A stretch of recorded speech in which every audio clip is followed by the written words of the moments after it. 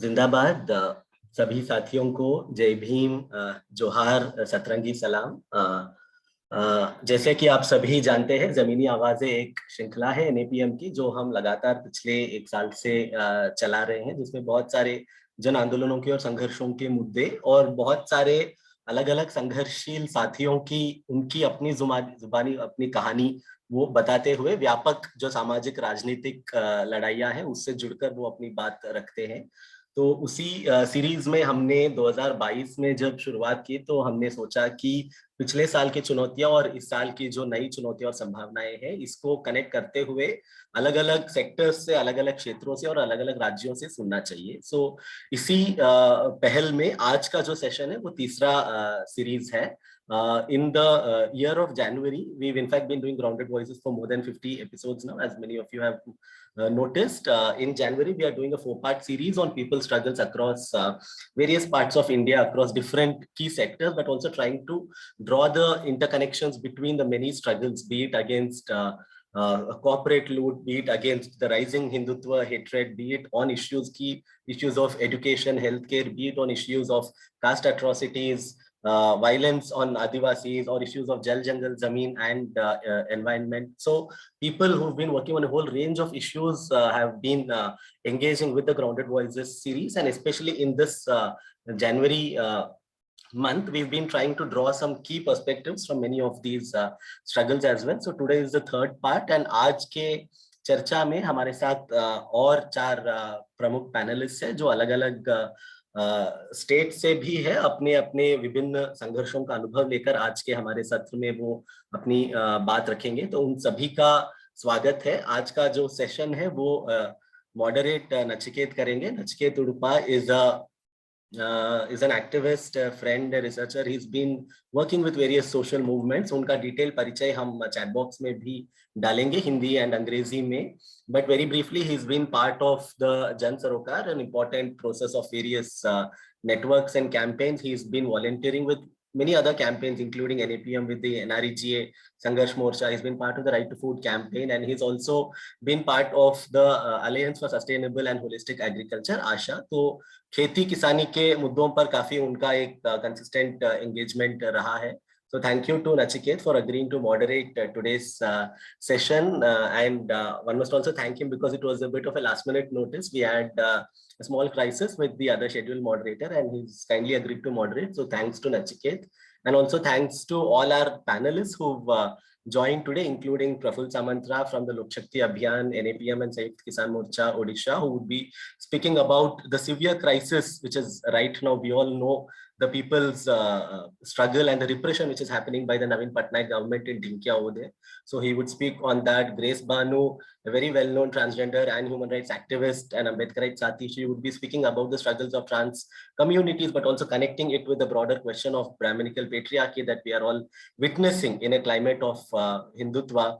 We have Abhirami from the All India Dalit Mahila Adhikar Manch, who would be speaking of struggles of Dalit women and also women marginalized from various other sections and why there is a need to come together. And we have Vasavi, Kiro, a very senior journalist and social activist from Jharkhand, who has been observing the movements of Jharkhand of Jal Jangal Zameen for many decades, and she would also speak of her experience and the situation in Jharkhand. So इन्हीं कुछ शब्दों के साथ आज के सभी साथियों का हम स्वागत करते हैं और आशा है कि आज के सत्र में आज के संदर्भ में जो बहुत ज्वलंत मुद्दे हैं उस पर बात रखते हुए साथ ही 2022 में कैसे इन संघर्षों को और मजबूत किया जा सकता है उस पर भी वो अपनी बात रखेंगे. इसी आशा के साथ I would request Nachiket to take one. Thank you very much Meera. बहुत बहुत धन्यवाद. सभी को जोहार, जय भीम, सतरंगी सलाम. मीरा ने तो काफ़ी अच्छा इंट्रोडक्शन दे दिया, तो मेरे ख्याल से मैं और उसमें कुछ बोलूँगा नहीं. मैं सीधा अपने पहले वक्ता प्रफुल्ल को आमंत्रित करना चाहूँगा. थोड़ा पहले उनका इंट्रोडक्शन मैं देता हूँ. So thanks a lot, Meera, for introducing it so well, and since you have done such a good job, I'm not going to waste any more time. I'll call on the first speaker right away, Prafulla. Just a brief introduction about him. Prafulla Samantara, like Meera was saying, is with the Lok Shakti Abhiyan, NAPM and SKM Odisha. Born in a small village in Nimudia, Prafulla Samantara has been fighting the forces of industrialization and their impact on environment since the early 1990s. An iconic leader of social justice movements in India, Prafulla Samantara led a historic 12-year legal battle that affirmed the indigenous Dongria Cone's land rights and protected the Niyamgiri Hills from a massive open pit aluminum ore mine. He was awarded the Goldman Environmental Prize in 2017. Praful समंतरा लोक शक्ति अभियान जन आंदोलन के राष्ट्रीय समन्वय संयुक्त किसान मोर्चा उड़ीसा के साथ जुड़े हैं। निमुंदिया के छोटे से गांव में जन्मे प्रफुल्ल समंतरा 1990 के दशक की शुरुआत से औद्योगिकरण की ताकतों और पर्यावरण पे उनके प्रभाव से लड़ रहे हैं। भारत में सामाजिक न्याय आंदोलन के एक वरिष्ठ नेता प्रफुल्ल समंतरा ने 12 साल की कानूनी लड़ाई का नेतृत्व किया, जिसने स्वदेशी डोंगरिया कोंड के भूमि अधिकार के पुष्टि की और नियमगिरी पहाड़ों को एक बड़े पैमाने पर खुले गड्ढे वाले एल्यूमीनियम खदान से संरक्षित किया। उन्होंने 2017 गोल्डमैन पर्यावरण पुरस्कार से सम्मानित किया गया है। तो प्रफुल्लदा जिंदाबाद। मैं आपको कहूँगा कि आप पिछले 1 साल और अभी हाल में उड़ीसा में जो स्थिति है उस पे आप थोड़ी अपनी बात रखें। एंड जस्ट उससे पहले मैं बता दूं कि आज की सत्र अंग्रेजी हिंदी दोनों में रहेगी।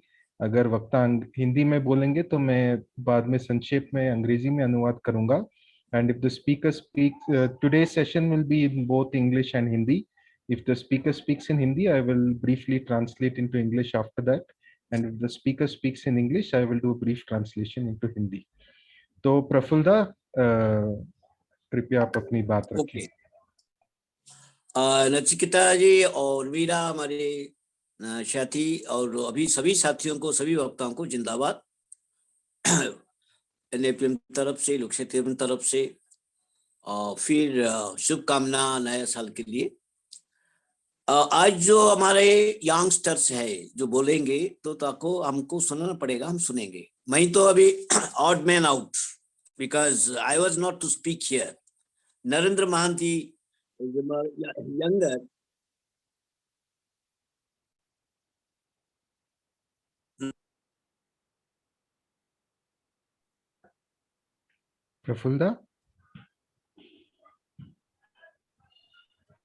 प्रफुल्लदा आपकी आवाज नहीं आ रही है। हाँ, ये somebody, तो ये फोन आता है। अच्छा, हाँ, ठीक है। तो मैं आज अभी यंगस्टर के बीच में मैं बोलना नहीं था, और जो तो यंगस्टर बोलना चाहिए, मगर जो बोलना था नरेंद्र महांती हमारे से बहुत यंगर है, तो वो अभी जेल में है। अभी 24-48 घंटा हो गया, जेल चल गए। अभी मैं बताऊंगा उसके बारे में। तो पहले मैं ये चाहता हूं कि आज अभी कोविड टाइम में भी उड़ीसा में बहुत संघर्ष जारी रहा है, और अभी कोविड टाइम, अभी 1 साल में अंदर में, अभी 6 महीना की बात मैं बताता हूं कि कोरापुट जो आदिवासी इलाका है, आदिवासी डिस्ट्रिक्ट है, शेड्यूल्ड एरिया भी है, वहां पर 20 साल हो गया बक्साइट माइन के खिलाफ हमारा आदिवासी साथियों लड़ते रहते हैं। और आदित्य बिरला को माइन लीज दिया गया और एनवायरमेंट क्लियरेंस भी मिल गया था 2006 से, मगर वहां माइनिंग नहीं हो पाया क्योंकि हमारा संघर्ष जारी है। वो भी हमारा NAPM का मेंबर भी है, माली पर्वत सुरक्षा समिति। और 2011 से 2000 अभी तक उनका क्लियरेंस नहीं था, फिर भी इलीगल माइनिंग करने के लिए कोशिश हुआ, फिर भी हमारे लोग उनको अपोज किए और उसको बंद कर रखा। मगर आज जो सरकार, जो केंद्र हो, राज्य में जो सरकार चलती रहती है, तो उनके लिए तो सब हर कुछ एक्सेस है। कोई भी कॉर्पोरेट कुछ भी ले सकता है और कुछ भी हद तक जा सकता है, कानून के बियॉन्ड कानून जा सकते हैं। तो हम की जानकारी है। तो अभी अभी फिर वो जो माइनिंग, जो बड़ा कंपनी को माइन दिया गया था, वो तो 20 साल हो गए, 15 साल हो गया, नहीं हो पाया। उसके बाद फिर उनको वो लीजी को नया ढंग से फिर फ्रेश लीज दिया गया, जो 20 साल था 50 साल कर दिया गया। और फिर एनवायरमेंट क्लियरेंस के लिए फिर उनका पब्लिक हियरिंग हुई, और जो पब्लिक हियरिंग हुई सितंबर में, वो पब्लिक के लोग उनको विरोध किया। और जब विरोध किया, जो पब्लिक हियरिंग में जो विरोध किया, तो ऑफिसर्स में चल गए, देखा कि हजार हजार लोग आ रहे हैं, तो उनके वो उसको लेकर क्या हुआ, उसको बंद कर दिया। और झूठा केस में आदिवासियों को 25 लोग को हम जेल में ठुकरा दिया। और 2 महीने के बाद फिर जनसुनानी हुई, और वो जनसुनानी में केवल कंपनी का 200-150 लोगों को लेकर पूरा 4 किलोमीटर रेडियस में इतना फोर्स लगाकर घेराबंद कर दिया कि हजार हजार औरत, महिलाएं और आदिवासी युवा लोग जब आते थे, तब रोका दिया रास्ता में, और पब्लिक हियरिंग को अलाउ नहीं किया गया।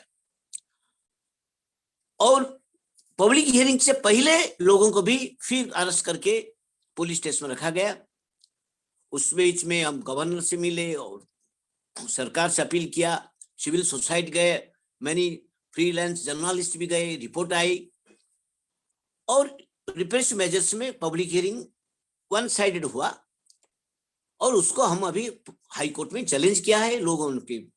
मुझे लगता है कि 20 साल के बाद भी लोग जूझते रहते हैं, क्योंकि वहां पर ये जो बक्साइट माइनिंग होगा माली पर्वत में, ये छोटा सा माइनिंग है, ओनली 14 मिलियन टन है, 10 साल 12 साल में खत्म हो जाएगा। मगर वहां पर एक जंगल है, और कंपनी बोलती है, सरकार बोलती है वो जंगल नहीं है। और फिर वहां पर 36 पेरिनियल स्ट्रीम्स है, जो झरना है, पानी का झर है, 36 है, जो नदियों को जाता है, बड़ी नदी है, वो नदी को पानी जो feeding the water. And at the same time उस एक साथ आदिवासी के खेती करते हैं, सब्जी का खेती, वही उसका स्पेशल ये जो रूरल इकोनॉमी है, और आदिवासियों का जो इनकम है वही से आता है। हम चाहते हैं, लोग चाहते हैं, अगर हमको माइनिंग को नहीं रोकेंगे तो हम बर्बाद हो जाएंगे, खत्म हो जाएगा। इसके लिए वो लड़ाई जारी है, और उसके ऊपर जारी रहेगा। दूसरा लड़ाई ये तो उड़ीसा के साउथ के है, जो आदिवासी एरिया, आंध्र का जो बॉर्डर है, पड़ोसी है। दूसरा नॉर्थ में, उड़ीसा का नॉर्थ में जो वेस्ट बंगाल का पड़ोसी है, वहां पर 2 साल 3 साल हो गया। पहले से तो 8-10 साल से लोग लड़ते थे एक पोर्ट के खिलाफ, और भी पेट्रोकेमिकल कॉम्प्लेक्स भी चल गया वहां पर होगा। वो बालेश्वर डिस्ट्रिक्ट, जहां एक ऐतिहासिक एक आंदोलन हुआ था 80s में, वहां पर घाटी के विरुद्ध, ये जो डिफेंस का घाटी है, जो मिसाइल, जो उनके खिलाफ 1985 में इतना बड़ा आंदोलन हुआ था।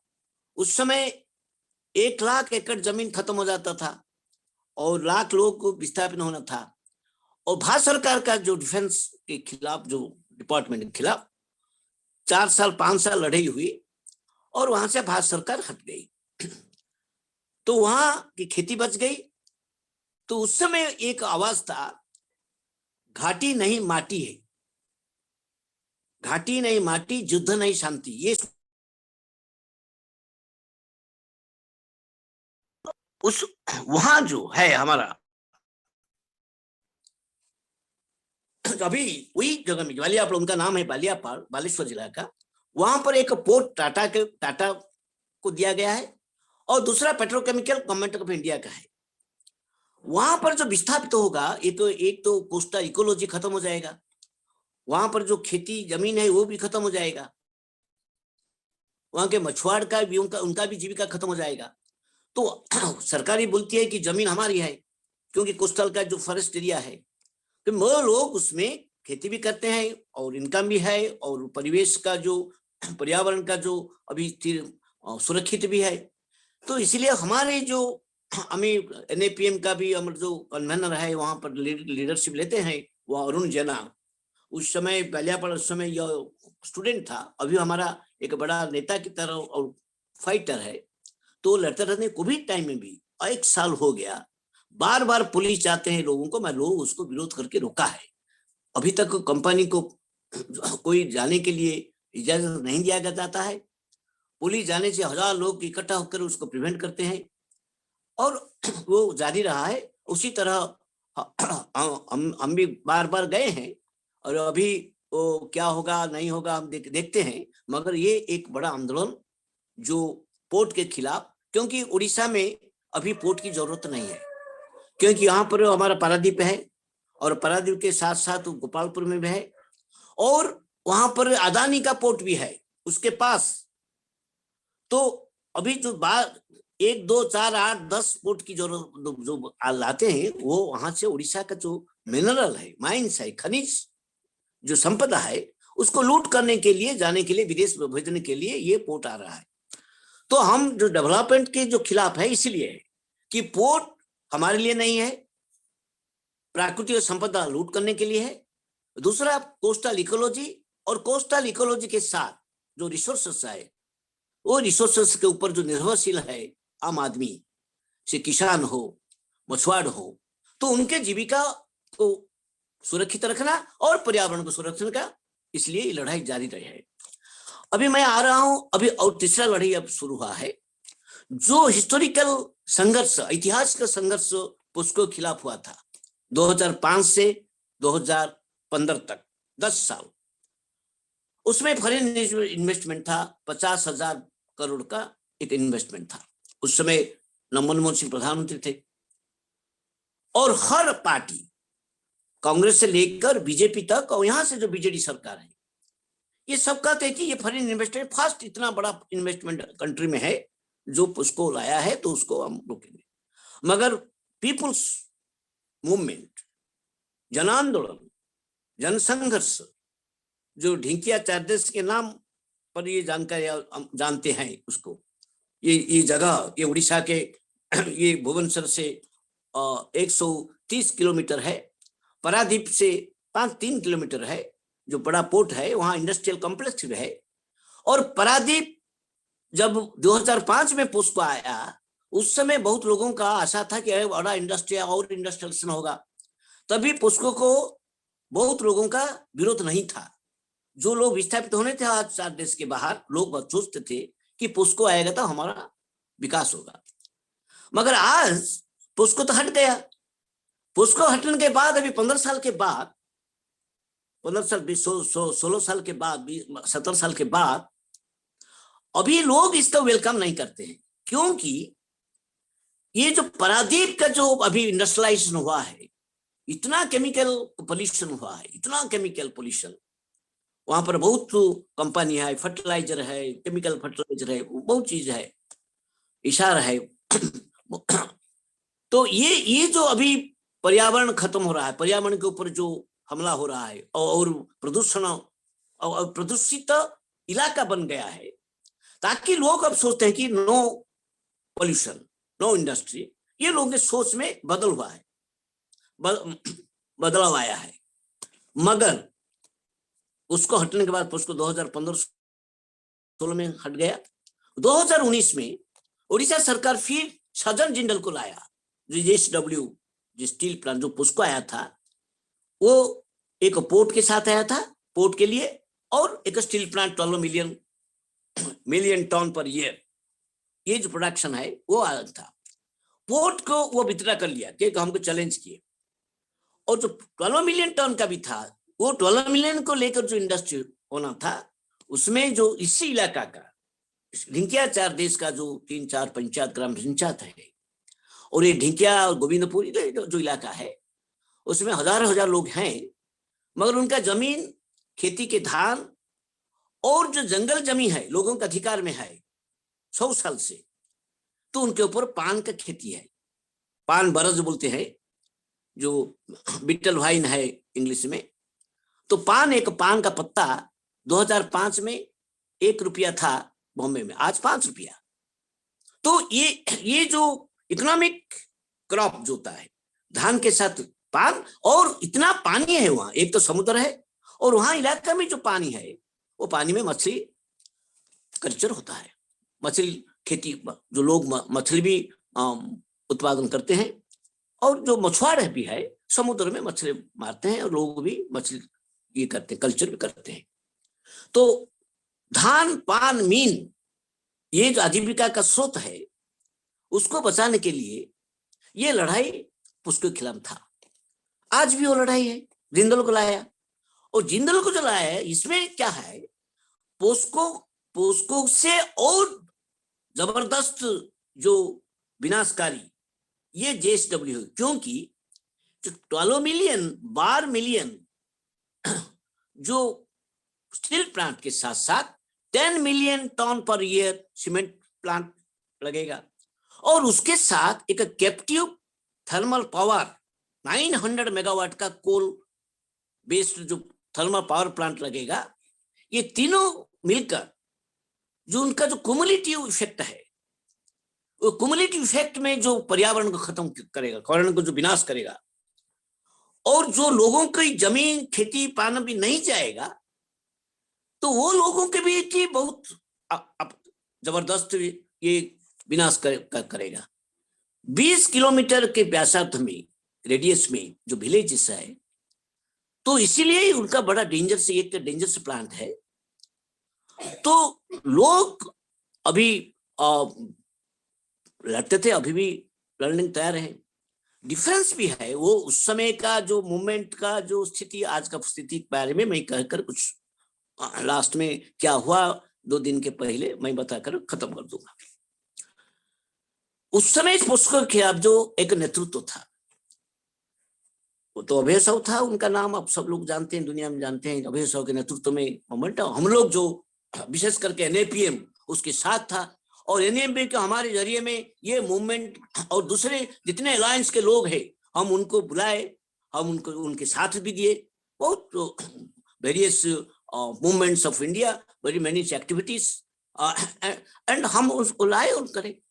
उस समय भी अभय साहु जो नेतृत्व थे वो शिफ्ट करने के लिए डिमांड करते थे, मांग करते थे। हम हमारा था शिफ्ट जहां भी हो वो पर्यावरण खत्म होगा, प्राकृतिक संसाधन खत्म होगा, माइंस जो है वहां भी खत्म होगा। तो हम जो इन्वेस्टमेंट के नाम पर जो प्राकृतिक संसाधन और जीविका के ऊपर, लोगों की जीविका जिंदगी के ऊपर हमला होता है, उसके लिए हम लड़ते हैं, कोई शिफ्टिंग नहीं है। तो उसको मान लिया लेटर ऑन, पर ये लड़ाई हुआ, लड़ाई इंटरनेशनली भी समर्थन आया, बहुत लोग देश में विदेश में। तो हम उसको, मुझे लगता है हम ग्रीन ट्रिब्यूनल में हम गए, मैं और उसके विलेजर को लेकर हम गए थे। हमारे लिए भी हमारे एडवोकेट संजय परीख से लेकर तो हमारे सब लोग हम हमारे लिए लड़े। तो वो जो लड़ाई हुई भी लीगल बैटल हुआ, वो लीगल बैटल में भी उनको उनके सपक्ष में कुछ नहीं हुआ था, रोक गया था। 8 लाख पेड़ को हम रोक दिया स्टे ऑर्डर लाके कर, और ये सब कुछ हुआ।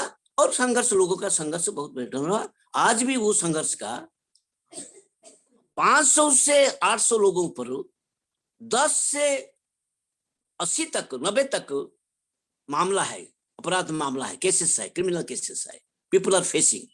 लोग अभी भी केस लड़ते रहते हैं, और इसी तरह वो लड़ाई तो ठीक है, उसका एक हमारे एक जीत हुई कि उसको हट गया। और मगर फिर जो JSW को लाया, तो उस समय जो नेतृत्व उनका जो प्रेसिडेंट अभय साहु थे, आज वो एंटी जिंदल मूवमेंट में वही लीडरशिप अभी नहीं है। वो अपने को विथड्रा कर लिया। वो बोलते हैं हम नहीं आंदोलन में अभी नहीं। तो आप समझ सकते हैं, मैं तो अभी तो कुछ नहीं बोलूंगा, कहना हम किसी के खिलाफ नहीं है, मगर खेदी बात है, इतना जो नेतृत्व था, जब वो नेतृत्व विथड्रा कर लिया, लोग हमको ये लड़ाई अभी कलेक्टिव नेतृत्व में उसको आगे बढ़ाने के लिए हमारी कोशिश है। संयुक्त किसान मोर्चा और सभी लेफ्ट पार्टीज उड़ीसा के सब लोग को हम इकट्ठ करके सब लोग मिलकर वो चाहते हैं। उनका जो देवेंद्र स्वामी भी जो था, उनका समिति मेंबर पहले से वो मूवमेंट में थे, मगर उनका भी नेतृत्व इंडिविजुअल व्यक्ति केंद्रित नेतृत्व, तो उसमें आगे नहीं बढ़ पाएगा। इसलिए हम उसको बुलाकर समझाकर फिर लोगों को बुलाकर, इतना मैं ऐसा बोल सकता हूं कि आज उनके पास नेतृत्व नहीं होने के बावजूद भी ढिंकिया के जो लोग, जनता, आम जनता, गरीब जनता, अनेक लोगों के साथ जमीन नहीं है मगर जमीन में काम लेते हैं। पान जो खेती है वो बहुत सभी लोगों के पास नहीं है, मगर एक खेती के बाद 20 से 30 लोग डेली वेजेस पाते हैं, जहां के highest wage in our state 450 rupees per day एक पान के खेती में एक वर्कर को मिलता है, वही इसका इनकम है। और जो खेती में है वो लोगों में इनकम है। तो दोनों साइड में जो लैंडलेस और लैंड ओनर, उनका जो स्टेबल इनकम, सस्टेनेबल इनकम जो बोलते हैं, निरंतर जो विकास जो हम बोलते हैं, वही हम देखने मिलते हैं। तो वो लड़ाई अभी भी है, लोग जूझते हैं, मगर लीडरशिप क्राइसिस हो गया जब वो पहले, और उनका सेक्रेटरी भी कंपनी का समर्थक हो गए, और प्रेसिडेंट वो बोल दिया कि हम नेतृत्व में नहीं, हम संगठन में, ये आंदोलन में नहीं है। क्यों नहीं है तो आज का विषय नहीं है, मगर वो नहीं है। 2 दिन के पहले भी टीवी बोल दिया हम नहीं है। तो आप जानकारी के लिए हम बता देता हूं, अभी लोगों पूरा लड़ते रहते हैं। तो इसके बीच में भी अभी 6 महीना हो गया, अभी उनके पास कोई मेमोरेंडम ऑफ अंडरस्टैंडिंग एमओयू भी नहीं हुआ है, एनवायरमेंटल क्लियरेंस भी अभी तक नहीं मिला है। फिर भी उड़ीसा सरकार चाहती है कि जबरदस्त जो जमीन पहले पोस्को के लिए 2700 एकड़ जमीन जबरदस्त लिया था गोविंदपुर से, गोविंदपुर विलेज, नोआगांव विलेज गांव से, अभी और 8 से 8 to 900 एकर्स भी ढिंकिए का वो लोग जो पानी की खेती को तोड़ते रहते हैं। वो बोलते हैं ये हम कंसर्न कर लेते हैं, नहीं, क्या करते हैं, पुलिस पकड़ते हैं कोई बीच में, जबरदस्त उनको ले जाते हैं, रात में लाकर जबरदस्त ले जाते हैं और उनको जबरदस्त लिख कर लेते हैं कि अगर तुम जेल में जाओगे या पान का खेती छोड़ेंगे, कुछ कंपनसेशन देकर ऐसा करते हैं। ये अभी स्थिति है। और 4 तारीख दिसंबर 4 तारीख जहां यहाँ आपदा था, क्या साइक्लोन का आपदा, और उस समय बारिश होता था, सुबह 4 बजे वो लोग आए, पुलिस आए, घुसकर ये वहां का जो गांव का जो क्या जो ये देवेंद्र स्वाइन को उनको पकड़ने के लाए, लोग रोके और महिलाएं, ज्यादा पिटाई भी महिला के ऊपर हुई, लोग को प्रोटेक्शन दिए और पुलिस हट गई। फिर उनके बाद अभी वो गांव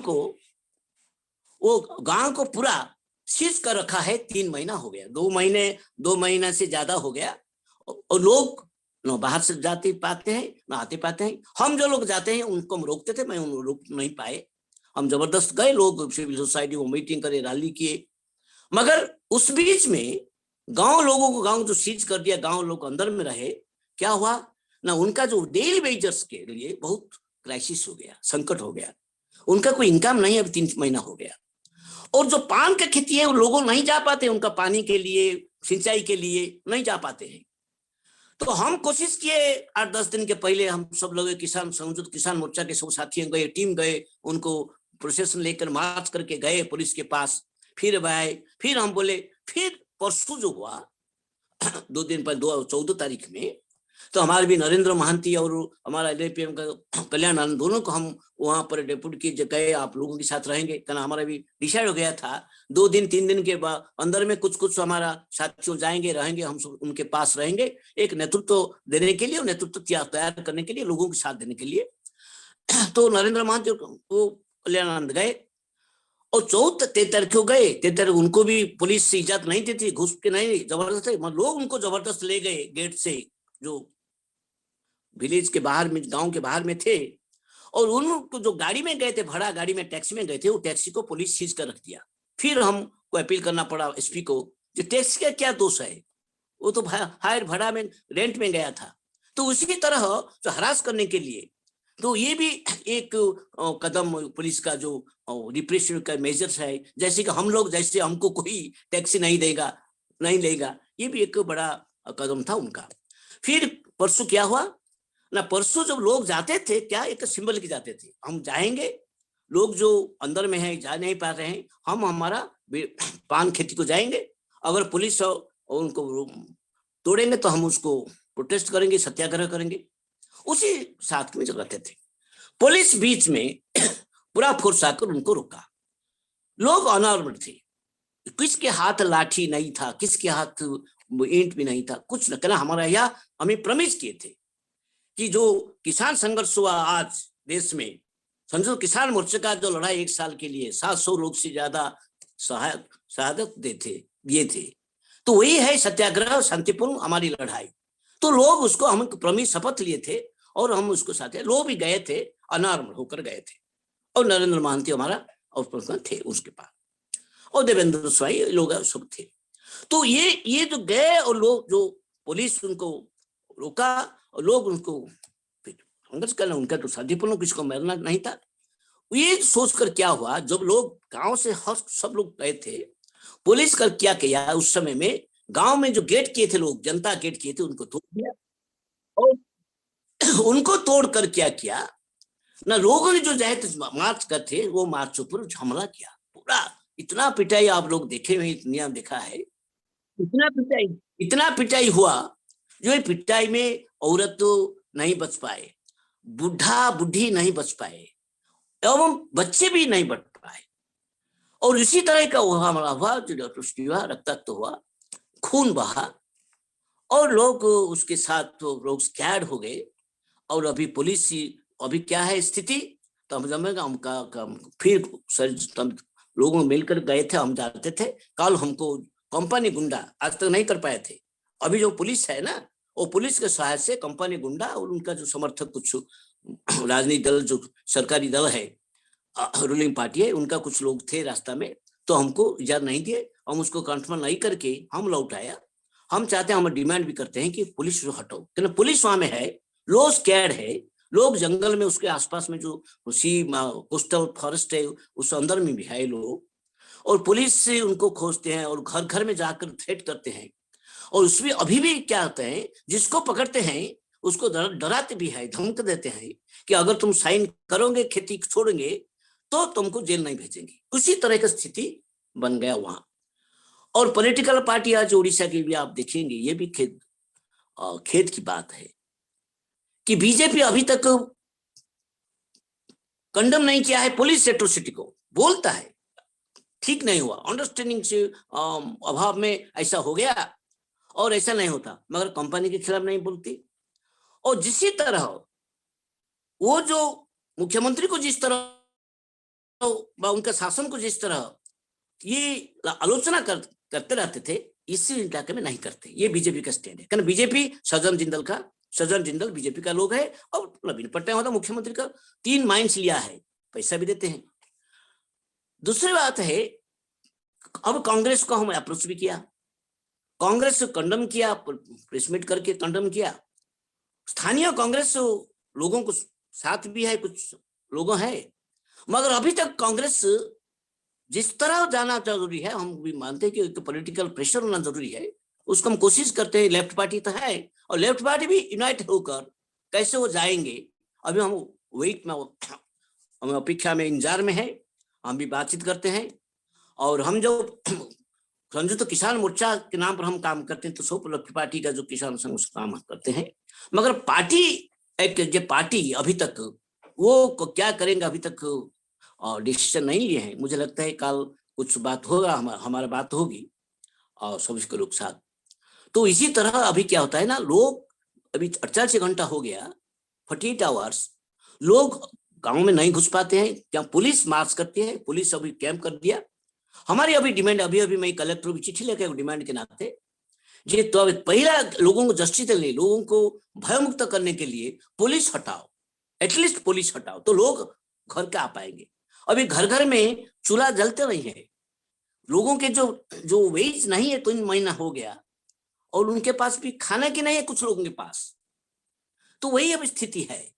तो हम चाहते हैं कि पहला डिमांड है पुलिस हटाओ, स्वाभाविक परिस्थिति वापस लाओ, और उसके साथ फिर क्या करे नहीं करे देखेंगे। और हमारी भी डिमांड है, एक मांग है कि हाईकोर्ट के मॉनिटर में एक SIT स्पेशल इन्वेस्टिगेटिव टीम के जरिए में ये उनका ये टीम उनका होना, क्यों इतना अनार्म लोगों के ऊपर निरस्त्र लोगों के ऊपर क्यों हमला किया पुलिस का, और क्या इमरजेंसी थी कि आज भी उनके पास तो क्लियरेंस नहीं है, मेमोरेंडम ऑफ अंडरस्टैंडिंग नहीं हुआ है, और फिर उनके पास 2700 है उनके पास, जो लोगों के पास वापस होना जरूरी है। 2013 कानून अंदर में 5 साल अगर हो गया तो ये जमीन फिर खेती किसान के पास आना जरूरी है। वही नहीं देता है सरकार, उसको गवर्नमेंट लैंड में मिला देती है, अभी उनको फिर अभी उसको ट्रांसफर किया जाता है। तो ये जो जमीन के बारे में, घरेलू अधिकार के बारे में, और अभी ह्यूमन राइट राइट्स के बारे में अभी हुआ है, हम उसको किसी तरह लेंगे, एक सॉलिडारिटी की जरूरत है। और मुझे लगता है, मैं 2 खत्म करूंगा। मुझे लगता है कि अभी उड़ीसा में भी और जबरदस्त बड़ा बड़ा जो माइनिंग अभी बेच दिया गया, ऑक्शन दे दिया गया, बड़ा बड़ा माइनिंग, हजार एकड़ जमीन का बड़ा प्रीस्टैंड जंगल खत्म हो जाएगा, आदिवासी विस्थापित होंगे, और भविष्य के लिए भी एक बड़ा है कि लोगों को कुछ नहीं रहेगा।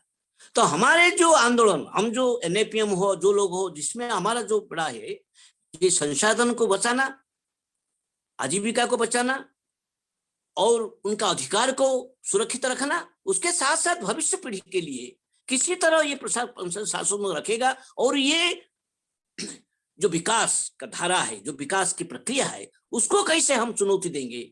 और अभी जो स्टेट है मोदी के, कांग्रेस भी था, मगर आज मोदी और बीजेपी के हाथ में पूरा 100% जो देश को बेच दिया जाता है, प्रकृति शासन बेच दिया जाता है, और कॉर्पोरेट स्टेट बना दिया, कॉर्पोरेट और कम्युनल स्टेट जो फासिज्म का ओर में हम जाते हैं, हमको ले जाता है, कैसे हम रोकेंगे? ये सबसे बड़ी चुनौती है। और उड़ीसा, झारखंड हो, देश भर में हो, जो लोग थे, उसको हम मिलकर एक बड़ा राष्ट्रीय आंदोलन की जरूरत है।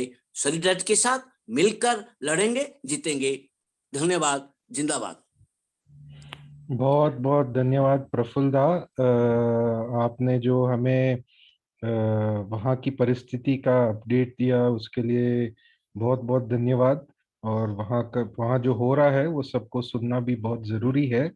मैं अभी संक्षेप में आपने जो बात रखी उसका मैं अनुवाद करता हूँ। Prafulla began by saying that he didn't want to be speaking where all, between youngsters, and he was saying that he would have preferred, and it was originally planned that Narendra Modi will be speaking, but unfortunately he is now jailed, and therefore Prafulla had to step in later. He began by talking about what was happening in Koraput, and how for the last 20 years activists have been agitating there, and Aditya Birla, which was given a mine there, but they have not yet been able to mine because they haven't got necessary clearances since 2011. Nonetheless, they are still trying to mine there illegally.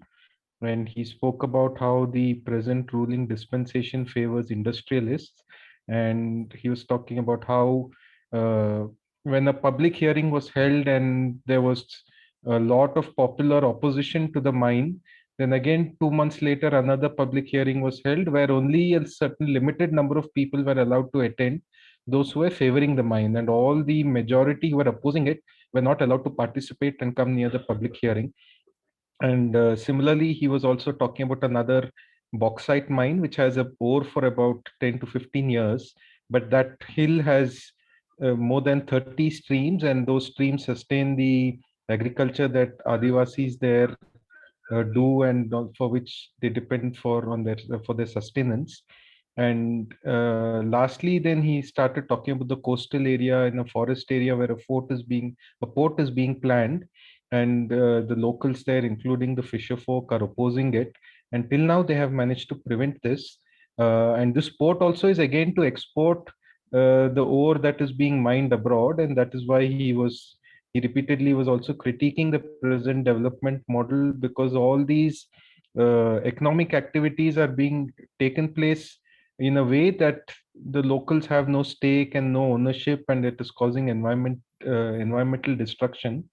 And lastly, he started talking about how 15 years after POSCO's going away, people there are still opposed to mining because they have seen how in Paradeep it has led to a lot of pollution and environment destruction. and so people were against industries and didn't want industry so that there's no pollution. And now after POSCO, Sajjan Jindal has come, and this is all in the area around Dinkia, where there is typically paddy and beetle wild cultivation, and there's also a lot of fishery in the area. And JSW now is worse than what POSCO had planned earlier, because apart from mining, there will also be a cement plant and a thermal coal plant. And during POSCO, Abhay Sahu was leading the opposition there, and the demand then was for shifting the location, but not opposing it per se. However, some people felt that even shifting is not the solution, because wherever else it goes, it will create a problem there as well. Nonetheless, the people were successful in preventing POSCO. But now that when JSW has come, then the leadership that was there earlier is not there now. But those individuals are not there, but there is now a collective leadership that is opposing this. There's the Sayut Kisan Morcha and various other state campaigns. And even without uh, individual leadership, the people of Dinkia have been opposing these developments. And again, without necessary clearances, the Odisha government is trying to give thousands of acres of agricultural land, and consent is being taken in a forced manner under threat and coercion. Adequate compensation is not being given. Like, for example, last month on 4th December, when there was a natural calamity and a cyclone, that is when the police had descended on the villagers there. And recently, day before yesterday, Narendra Mohanty and Kalyan Anand had gone to the village, where the village is completely been surrounded and the people are not being allowed to enter and exit. As a result, they are not able to go out to earn their wages, and people are having problems feeding themselves, and hunger is also becoming an issue. So the people there were 2 days ago, people were unarmed. They have been undertaking a satyagraha, and they've even taken an oath of non-violence. And when they marched to oppose this whole barricading that has happened of the village, they were very badly beaten, including old people, women, and children. And subsequently, when a team, including Prafulla, tried to visit them, the local company gundas and administration didn't allow them to go there. And the demand now is that the police that is surrounding the village be removed from there. Although the Biju Janata Dal is the local state government, even the BJP is not speaking against this. And there is a demand now for a High Court SIT investigation. And Prafulla again closed by saying that more mines are being auctioned in Odisha, and this whole development paradigm needs to be challenged. So thanks a lot, Prafulla. Now we go to Grace Banu. Grace is with the Trans Rights Now collective in Tamil Nadu. She's an anti-caste and transgender rights activist, and is the first transgender person admitted to an engineering degree. And she's been actively involved advocating for in part of many campaigns, advocating for various issues in Tamil Nadu. I will not go through the entire detailed introduction, but you can see it in your chat in both English and Hindi. तो मैं अभी grace बानू को आमंत्रित करूंगा कि वो अपनी बात रखें. ट्रांस राइट्स नाउ कलेक्टिव के साथ जुड़ी हैं, तमिलनाडु की हैं. ग्रेस मुझे लगता है कि अपनी बात अंग्रेजी में रखेंगे, तो वो जब अपनी बात रखेंगे तो मैं संक्षेप में हिंदी में अनुवाद करूंगा. Grace vanakkam, please. Yes, hi, thank you so much for inviting me, and Jai Bhim to all. I'm so happy to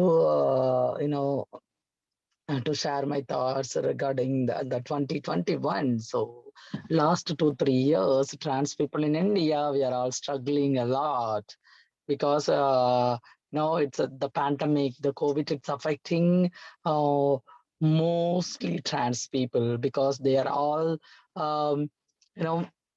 most of the trans people are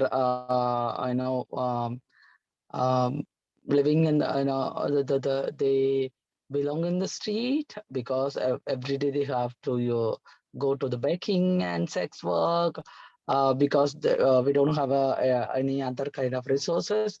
So last 2-3 years, we are struggling a lot because our livelihoods is completely gone, because our livelihood is based on the street. So all the streets are locked, and the pandemic situation, and especially 2021, the vaccination it's introduced. So many people are taking vaccination, but trans people, we don't, I know we got a fear to take a vaccination because we are taking external hormone, and how the vaccination is react with our body. So we need we had so many questions to raise. So we raised the issues to the government and the public, and we government sensitize, giving some sensitization workshops, and they conducted separate drive for the trans people. And especially in Tamil Nadu, I filed the PIL in the Madras High Court, and it says the COVID relief fund. So each and every states are giving a special support for the trans people, but that all support it's going to people who are having basic documents, in the sense of people who are having Adhar card, or who are having transgender identity card, those people only. And in Tamil Nadu, especially people who are having a ration card, and they are, they gave for 4,000 rupees for the relief fund. So we filed the petition in the High Court, and we got the judgment because most of the rural area, and especially Dalit Bahujan Adivasi community trans person, it's super difficult to getting a ID card. So every day we have to fight with the civil society, and for getting a basic document, it's super difficult. They are asking so many sub documents. For example, if I want to apply Aadhaar card, I have to submit the nationality certificate, and the residency certificate, and any other sub documents, and if I'm a trans or not. So those kind of issues we faced, and last 2-3 months, 2-3 years, the issuing ID card is completely stopped. So newly identified trans people, they are they face so much of discrimination because they don't have any kind of ID proof, and they don't get any kind of relief support from the government. So we, a few of activists, we organized a crowdsource, and we supported our community. And the same thing, the central government, they announced 1,500 for the trans people who are having Aadhaar card, and we should enroll their website. So people who doesn't have a Aadhaar card and the bank account detail, so they don't get any benefit from the central government. So, and the vaccination. So, when we talk about the vaccination, we need, the awareness. We need to create awareness to take the vaccination, and how our vaccination react with our bodies. So, finally, we government approved, to create awareness for the people. And I think the most of the people took the first dose of vaccination, but the second dose of vaccination, it's super difficult to get. So now we are encouraging to take a second dose of vaccination. And our livelihoods, the medical health. When we talk about the medical health in the 2021, so many trans people are didn't get a medical support, and for example, especially people who are affected by the HIV, and for taking ART medicine, it's super difficult to them. If they already have a low level immunity issues, and they used to go to to take pills from the ART centers. So and so many trans people are diabetics, and they face super kind of discrimination in the hospitals because they are not ready to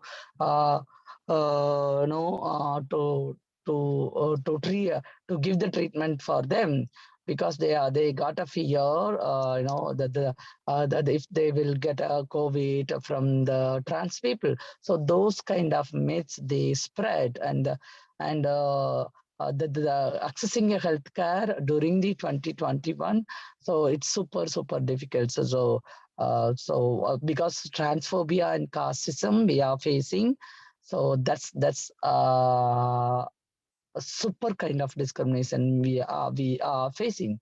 And another thing, the 2021, the central government, we are all in the struggle to live with our livelihood issues, but central government, they they implement the Transgender Protection Act, and in that act they form the rules, and they send all the states to create rules for the Transgender Protection Act. And recently they announced they plan to put all the trans people in the OBC category.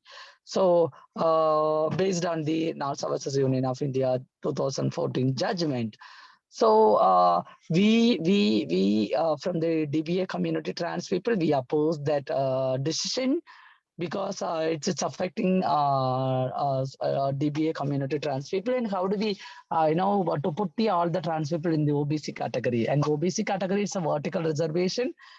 So we are demanding horizontal reservation for the trans people, and especially DBA community trans people who doesn't have any kind of privileges, and they are struggling a lot. And we are struggling to get a education and employment opportunity, because most of the spaces are occupied by the upper class, upper caste, Savarna community, trans and Koya community people, and within our own umbrella, and in the sense LGBTQI plus umbrella, we are facing caste discrimination within our own community also. So finally, we plan to start a campaign. That campaign call is hashtag horizontal reservation for the trans people. So we met so many parliamentarian, and we gave we educate them and how it's going to be effect for the trans people, and especially Dalit Bagujan Adivasi community trans people. And we need a horizontal reservation, and that should be a separate reservation. So those demand we gave it to so many parliamentarian people, and that campaign is still going on. And 2021, every year, every year we lost our brothers and sisters, and every year it should, it's going to increase. So 2021 also, it's not, it's not reduced. So we lost so many our sisters and brother, like Sangeeta, who's a trans woman, activist who is a trans woman, entrepreneur who was killed by a cis men. And the December month only, 3 trans persons are murder.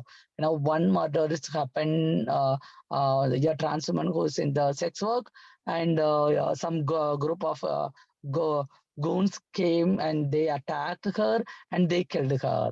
So, and another incident, a mother who planned perfectly planned to kill her children. The children is a trans. So that is going to, so many, the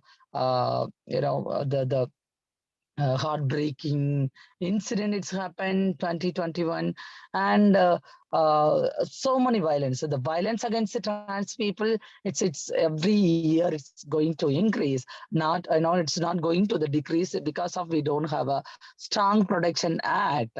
If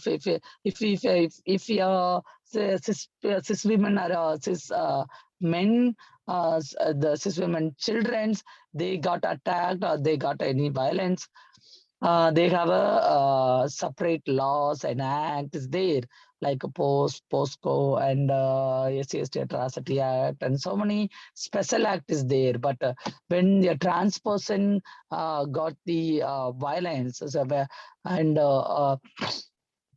the trans person got an attack, so we don't have a special act. So that's why so many fascist people and the Brahmanical patriarchy people are attacking us, because they are saying whom whom are there, if we attack you people. So those kind of thoughts, those kind of patriarchy thoughts, and the caste is the thoughts people are surrounding us. So that's why every year we are losing our brothers and sisters, because of your silence, because most of the people, some atrocity against the trans people, most of the civil rights movement and the cisgender community movement and the larger level movement, they are keeping their silence. So silence is one of the apartheid for us. So break your silence. To 2022, we should be, reduce the deaths of the trans people, because so many deaths and so many, we lost our so many brothers and sisters who committed suicide, who murdered by the cis people. So we didn't have a safe space for us. So 2022, it should be a safe space for all the people, especially trans and LGBTQI queer community people. And the casteism should be reduced. And we are struggling a lot to get education and employment opportunity. So 2022, we should create a safe space for to getting education and employment opportunity for the trans and queer community people. And recently, the central government announced, based on the Transgender Protection Act, the prison. So, in the prison, transgender people, they passed some guidelines. But in the prison also, we are facing so many sexual abuse, the verbal abuse, mental abuse, physical abuse. So here, this all kind of abuses we are facing, but we don't have a protection act to protect this kind of abuses. So 2022, we need to create a safe space for all the people, to protect all the trans kids and trans people, queer people from this all kind of violences and abuses. So this all should be done because of you people solidarity and the support. So without your solidarity and support, it won't possible. So we are fighting for our liberation. So we need your solidarity and support for us to break your silence, protect trans people livelihood. So we need to give your solidarity to each other. We need to fight with the Brahmanical patriarchal society. So we are all going, join together to fight against the fascism. Thank you, and Jai Bhim, Jai Savitri, Jai Fatima. ரொம்ப ரொம்ப நன்றி grace. मैं संक्षेप में अनुवाद करूंगा जो बात ग्रेस ने रखी। शुरुआत में उन्होंने कहा कि पिछले 2-3 साल में ट्रांस व्यक्तियों को बहुत दुख झेलना पड़ा है। वो इस वजह से क्योंकि कई ट्रांस लोग ऐसे हैं जिनको रोड पे ही उनका एक तरीके से काम करने का जगह है, या तो भीख मांगना पड़ता है या यौन कार्य करना पड़ता है। और जब लॉकडाउन होता है और सड़क पे जा नहीं सकते तो फिर उनका कोई पैसे कमाने का स्रोत नहीं होता है। तो इस वजह से ग्रेस ने एक हाई कोर्ट में पीआईएल भी फाइल किया था कि दूसरे राज्यों में फिर भी ज़्यादा सपोर्ट दे रहे थे, लेकिन सपोर्ट जिनको मिल रहा है वो वही लोग हैं जिनके पास पहचान पत्र है। तमिलनाडु में भी जिनके पास राशन कार्ड था उनको 4,000 रुपये मिल रहा था, लेकिन दलित, बहुजन, ट्रांस व्यक्तियों को ऐसे कोई पहचान पत्र बनाना आसान नहीं है। चाहे कोई भी पहचान पत्र हो, आधार कार्ड हो, वो बनवाने के लिए पहले और कई प्रमाण पत्र चाहिए होते हैं, जो होता नहीं है इनके पास। तो तब उन्होंने ग्रेस और एसटी और जितने कार्यकर्ता है उन्होंने एक तरीके से क्राउड सोर्सिंग किया, दूसरे लोगों से पैसा इकट्ठा करके फिर उनके अपने समुदाय को मदद करने की कोशिश की उन्होंने। तो और दूसरा उन्होंने कहा, तो ये बात उन्होंने आर्थिक सहायता के बारे में रखी। दूसरा उन्होंने स्वास्थ्य के बारे में भी कहा कि ट्रांस व्यक्ति हार्मोन लेते हैं तो इस वजह से वैक्सीन लेने से डर रहे थे, और इस वजह से वैक्सीनेशन के बारे में, टीकाकरण के बारे में जानकारी बढ़ाने की भी बहुत ज़रूरत है। और सरकार को जब इन्होंने बताया तो फिर उसके बाद सरकार ने जानकारी देनी शुरू की, और अब कई लोगों का तो अभी पहला डोज तो हो गया है, लेकिन दूसरा डोज आसानी से नहीं मिल रहा है। टीकाकरण के अलावा भी अगर कोई और स्वास्थ्य में दिक्कत है तो आसानी से उसके लिए इलाज मिलना आसान नहीं था, खास करके वो लोग जिनको HIV है तो उनका पहले ही इम्यूनिटी कम होता है तो उनको तो और खतरा है, और दवाई वगैरह लेने में उनको दिक्कत हुई थी। और कई ट्रांस लोग डायबिटिक भी हैं तो उनको भी इलाज में दिक्कत हुआ, क्योंकि लोगों को डर लग रहा था कि कहीं ट्रांस व्यक्ति से उनको कोविड ना हो जाए। तो पिछले साल के बारे में वो कह रहे थे कि 2021 में स्वास्थ्य को पाना आसान नहीं था, मतलब स्वास्थ्य सेवाएं पाना आसान नहीं था पिछले साल। फिर उन्होंने बात की ट्रांसजेंडर प्रोटेक्शन एक्ट और उसमें जो रूल्स बने हैं इसके बारे में, और वो कह रहे थे कि अभी फिलहाल ये सोचा जा रहा है कि ट्रांस व्यक्तियों को भी ओबीसी के कैटेगरी में जोड़ा जाए, लेकिन ट्रांस व्यक्ति इसका विरोध कर रहे हैं, क्योंकि एक तरीके से ओबीसी का अगर देखें तो एक वर्टिकल रिजर्वेशन है, मतलब अलग अलग समाज में जो अलग अलग तरीके के जो जातियां बनी है तो जाति के हिसाब से ये एक आरक्षण है, लेकिन ट्रांस व्यक्ति तो हर जाति में है तो इनको किसी एक जाति के साथ जोड़ना सही नहीं है। और ग्रेस ये भी कह रहे थे कि LGBT कम्युनिटी के अंदर भी कई बार भेदभाव होता है, और इस वजह से भी उनको कई बार दिक्कतों का सामना करना पड़ता है, और आरक्षण नहीं होने की वजह से फिर शिक्षा नहीं मिलती है, शिक्षा नहीं मिलने से फिर रोजगार में भी दिक्कत होता है। तो इस विषय को लेके कई नेताओं से जाके मिल रहे हैं, अभी भी एक अभियान चल रहा है जहां अलग अलग नेताओं से मिल रहे हैं, उनका अपना अलग आरक्षण का जो एक डिमांड है उसको लेके नेताओं से बात कर रहे हैं। फिर आखिर में उन्होंने कहा कि पिछले साल कई उनके बहन भाई मरे हैं और उनको याद किया। एक संगीता का उन्होंने उदाहरण दिया जो उनको मारा गया, और 3 दिसंबर को भी एक ट्रांस महिला को मारा गया जब वो यौन कार्य कर रही थी। और ऐसे ही एक माँ की भी बारे में ग्रेस ने बताया जो अपने ट्रांस बच्चों को मारना चाह रही थी। तो इस तरीके के कहानियां सुना रही थी ग्रेस, और बिल्कुल ये मतलब बहुत ही दुखद कहानियां हैं।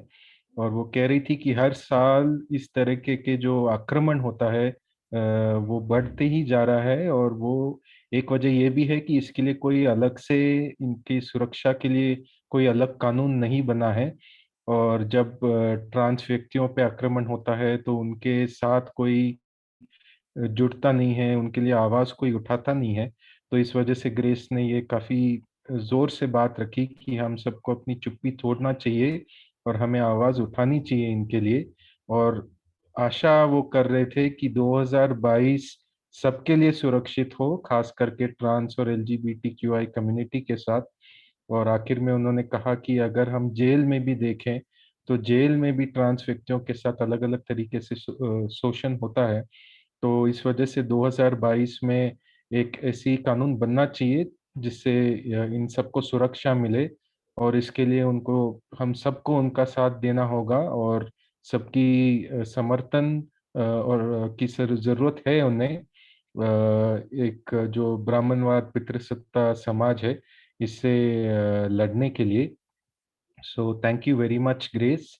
अब हम अपने अगले वक्ता के पास जाते हैं।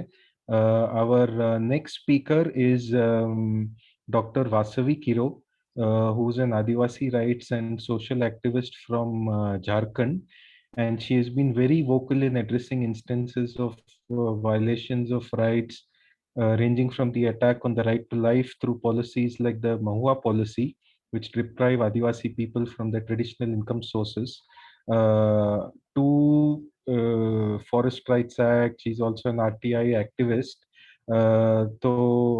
I invite you, Dr. Vasavi. Doctor Vasavi Kiro अभी अपनी बात रखेंगे। वो एक आदिवासी अधिकार और सामाजिक कार्यकर्ता हैं झारखंड से, और इंडिजिनस वुमेन इंडिया नेटवर्क के साथ भी जुड़े हैं। इनका डिटेल में इंट्रोडक्शन चैट में डाला जाएगा।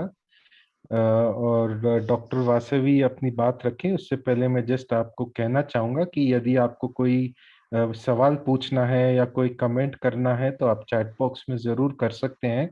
जब सारे वक्त अपनी बात रखेंगे तो आपके सवाल और उन पे भी हम चर्चा करेंगे। Just before I hand over the mic to doctor Vasavi Kiro, just like to tell you that if anyone has any questions or comments, please put it in the chat. And once all the speakers have spoken once, then we will get to the comments and questions. Dr. Vasavi?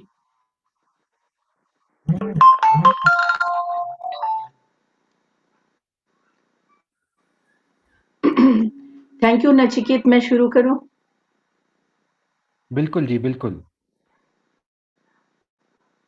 Hello. हाँ जी, शुरू कीजिए, आपकी आवाज आ रही है। आपको बहुत धन्यवाद। मीरा को भी बहुत, उन्होंने, मैं अपनी बात बोल ही रही हूँ। मैं तो चाहती हूँ NAPM का, मीरा जी का, जिन्होंने ये अपॉर्चुनिटी हमें प्रोवाइड किया। Thank you so much for giving this opportunity. आदिवासी अधिकार के बारे में जो मुझे बात रखनी है, आपने 15 मिनट का समय दिया है। मैं कोशिश करूंगी कि जो यहाँ के मूल मुद्दे हैं, 3-4 महत्वपूर्ण मुद्दे हैं जिस पर संघर्ष चल रहे हैं, सृजन की भी बात चल रही है, उस पर मैं अपनी बात रखूं। मैं वीडियो ऑफ कर दूं क्या? हाँ जी, थोड़ी आवाज कट रही है, तो अगर आप वीडियो ऑफ करेंगे शायद आवाज ठीक हेलो, से आएगी। वीडियो ऑफ करके बात रखूं क्या? हाँ जी, प्लीज प्लीज। हाँ, वीडियो ऑफ कर दिया है मैंने। जी, साल बात 2030 की मैं अगर बात करूं, अपन है अनेक तरह के डिस्प्लेसमेंट जिसमें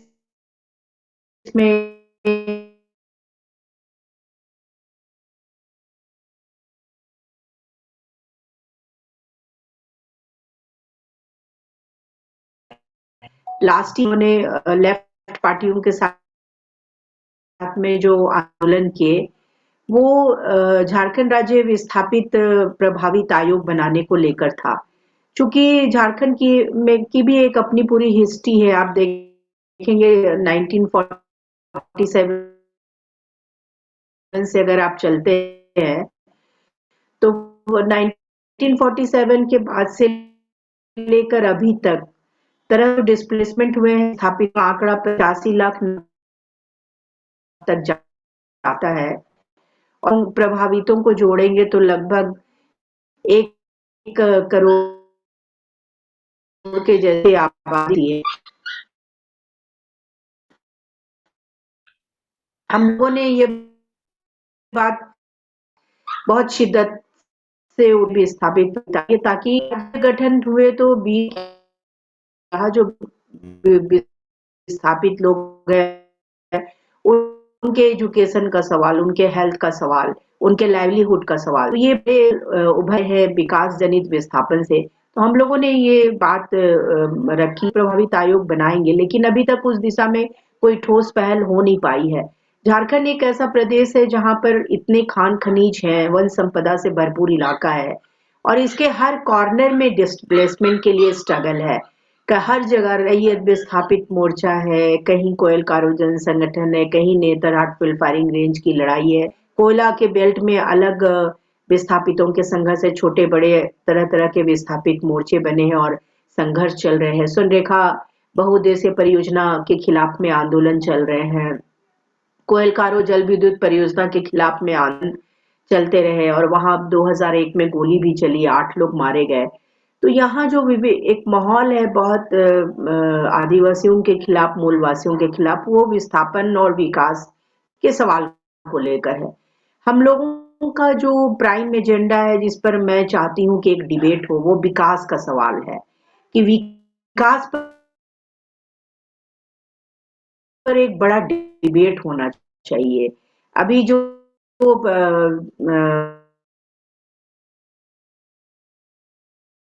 प्रोजेक्ट्स और बड़ी कंपनियां, मल्टीनेशनल कंपनियों का शिकार ट्राइबल इलाका होता रहेगा, जो रिसोर्स वाला इलाका है, खान से भरपूर इलाका है, नेचुरल रिसोर्सेज से भरपूर इलाका है, तो ये टारगेटेड होता रहेगा। हम लोगों ने ये बात कही है कि देखिए जो 70 साल 75 साल की आजादी के एक्सपीरियंस है, उस एक्सपीरियंस के आधार पर हम लोगों को डेवलपमेंट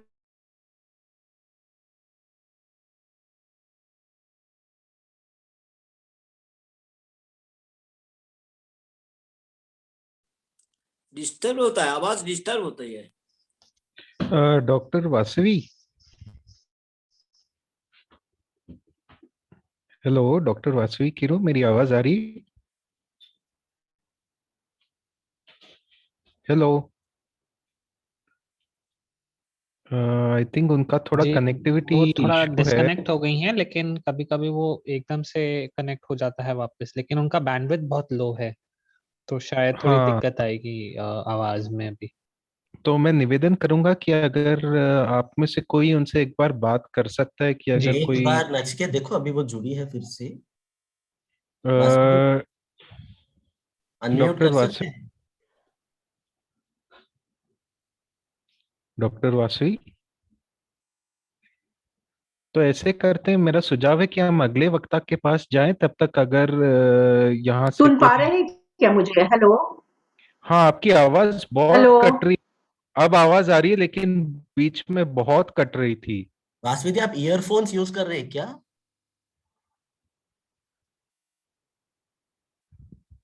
नहीं, अब फिर से उनकी आवाज गई है। तो मैं निवेदन करूंगा अगर हम अगले वक्ता को अभी उनकी बात सुने, और तब तक अगर कोई डॉक्टर वासवी से फोन पे संपर्क करके अपडेट कर सकते हैं। हेलो, मैं बोल रही हूँ। हेलो, हाँ, हाँ जी, आपकी आवाज बीच में बहुत कट रही थी, अब आ रही है। कट रही है, वो पूरा डिस्कनेक्ट हो जा रहा है। मैं एक दूसरे लैपटॉप को मैंने ट्राई करा है। ये अभी ये दूसरे ये लैपटॉप से जा रही है आवाज क्या? बिल्कुल, ये हेलो, बहुत बेहतर है। बात रखिए, आप अपनी बात जारी कीजिए। जो विकास के सवाल है, हम इसमें डिबेट चाहते हैं कि विकास कैसा होना चाहिए और विकास के एक ऐसे मॉडल खड़े किए जाने चाहिए जिससे जिससे विस्थापन ना हो, कोई ना उजड़े और ना ही किसी गांव को प्रभावित किया जाए, विस्थापित उजाड़ा जाए, डिसलोकेट किया जाए। तो ये एक ऐसे मॉडल को खड़े करने की जरूरत है आज की तारीख में, जो मैं समझती हूँ। और हम लोगों ने एक यहाँ बहस छेड़ी है कि भाई बिना विस्थापन के डेवलपमेंट होना चाहिए और बिना विस्थापन के अगर डेवलपमेंट का कोई एजेंडा, कोई प्लान हो सकता है, कोई मॉडल तैयार हो सकता है, तो वो हमें किया जाना चाहिए। देखिए, United Nations declaration on the rights of indigenous people, UN drip जिसको बोलते हैं, वासवी जी, आपका doctor UN mute Vasavi, drip चालू है, आप ना मोबाइल हेलो को म्यूट कर दीजिए। हाँ, हाँ, आपका दूसरा डिवाइस म्यूट कर दीजिए, एको आ रहा है। हाँ जी, अभी ठीक है, अभी ठीक है। हाँ, मैं बंद कर नहीं, देती अब हाँ, अभी भी आ रही। हाँ, अभी आप म्यूट हो गए हैं। अगर आप बात कर रहे हैं तो हमें अब कुछ सुनाई नहीं दे रहा है। म्यूट पे हैं आप। मैं म्यूट पे हूँ। अच्छा जी। हाँ, नहीं, आपके दो डिवाइस एक हैं, सेकेंड। डिवाइस से। हाँ हाँ। वासवी दी, आप मोबाइल को ना म्यूट पर डालिए और लैपटॉप वाला जो है उसको अनम्यूट करके लैपटॉप से बात कीजिए।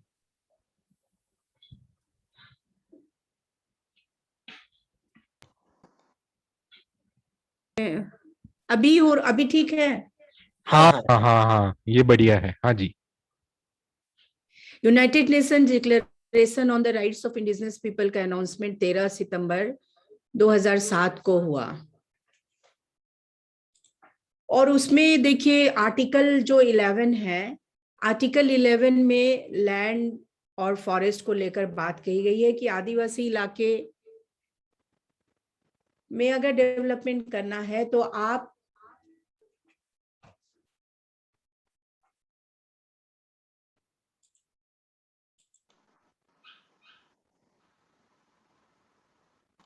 हेलो। आदिवासी इलाके का अगर डेवलपमेंट करना है तो आपको आदिवासियों के जमीन और जंगल संबंधी अधिकारों की सुरक्षा की बात करनी पड़ेगी, और ग्राम सभा और कम्युनिटी का कंसेंट लेकर ही आपको डेवलपमेंट के लिए आगे बढ़ना होगा। जब यूएन ड्रीप के आर्टिकल 11 में ये बात कही गई है, तब भी भारत सरकार इस मुद्दे पर बहुत गंभीरता नहीं दिखा रही है। हमारी झारखंड सरकार में ये सब चीजें अभी सरफेस में नहीं आ पा रही हैं। बहुत साल के बाद, 20 साल हो गए झारखंड बने हुए, तो हमारे एक मन लाइक की सरकार आई है। मन लाइक मैं इसलिए बोल रही हूँ कि ट्राइबल राइट्स को प्रोटेक्ट करने वाली सरकार आई है, जो माटी की पार्टी की सरकार है। लेकिन ये देखना है कि ये सरकार के भी कार्यकाल के 2 साल गुजरे हैं और उनके कितने कंसर्न बनते हैं।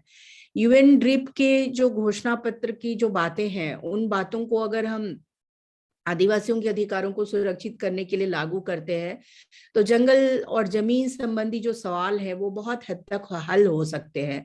लेकिन मुझे नहीं लगता कि कोई भी सरकार जो बड़े उद्योगपतियों और कंपनियों को प्रोटेक्ट करती है तो उनके इंटरेस्ट भी उनको ध्यान में रखना पड़ता है, तो इसलिए वो बहुत हार्डकोर और बहुत ही स्ट्रिक्ट होकर यूएन ड्रीप के आर्टिकल 10 और 11 को इम्प्लीमेंट करे, मुझे ऐसा नहीं लगता है।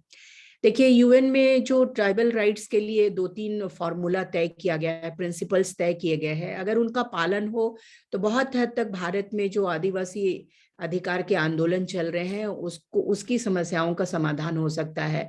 जैसे एफपीआईसी की बात कही गई है, फ्री, प्रायर और इनफॉर्म कंसेंट की बात कही गई है।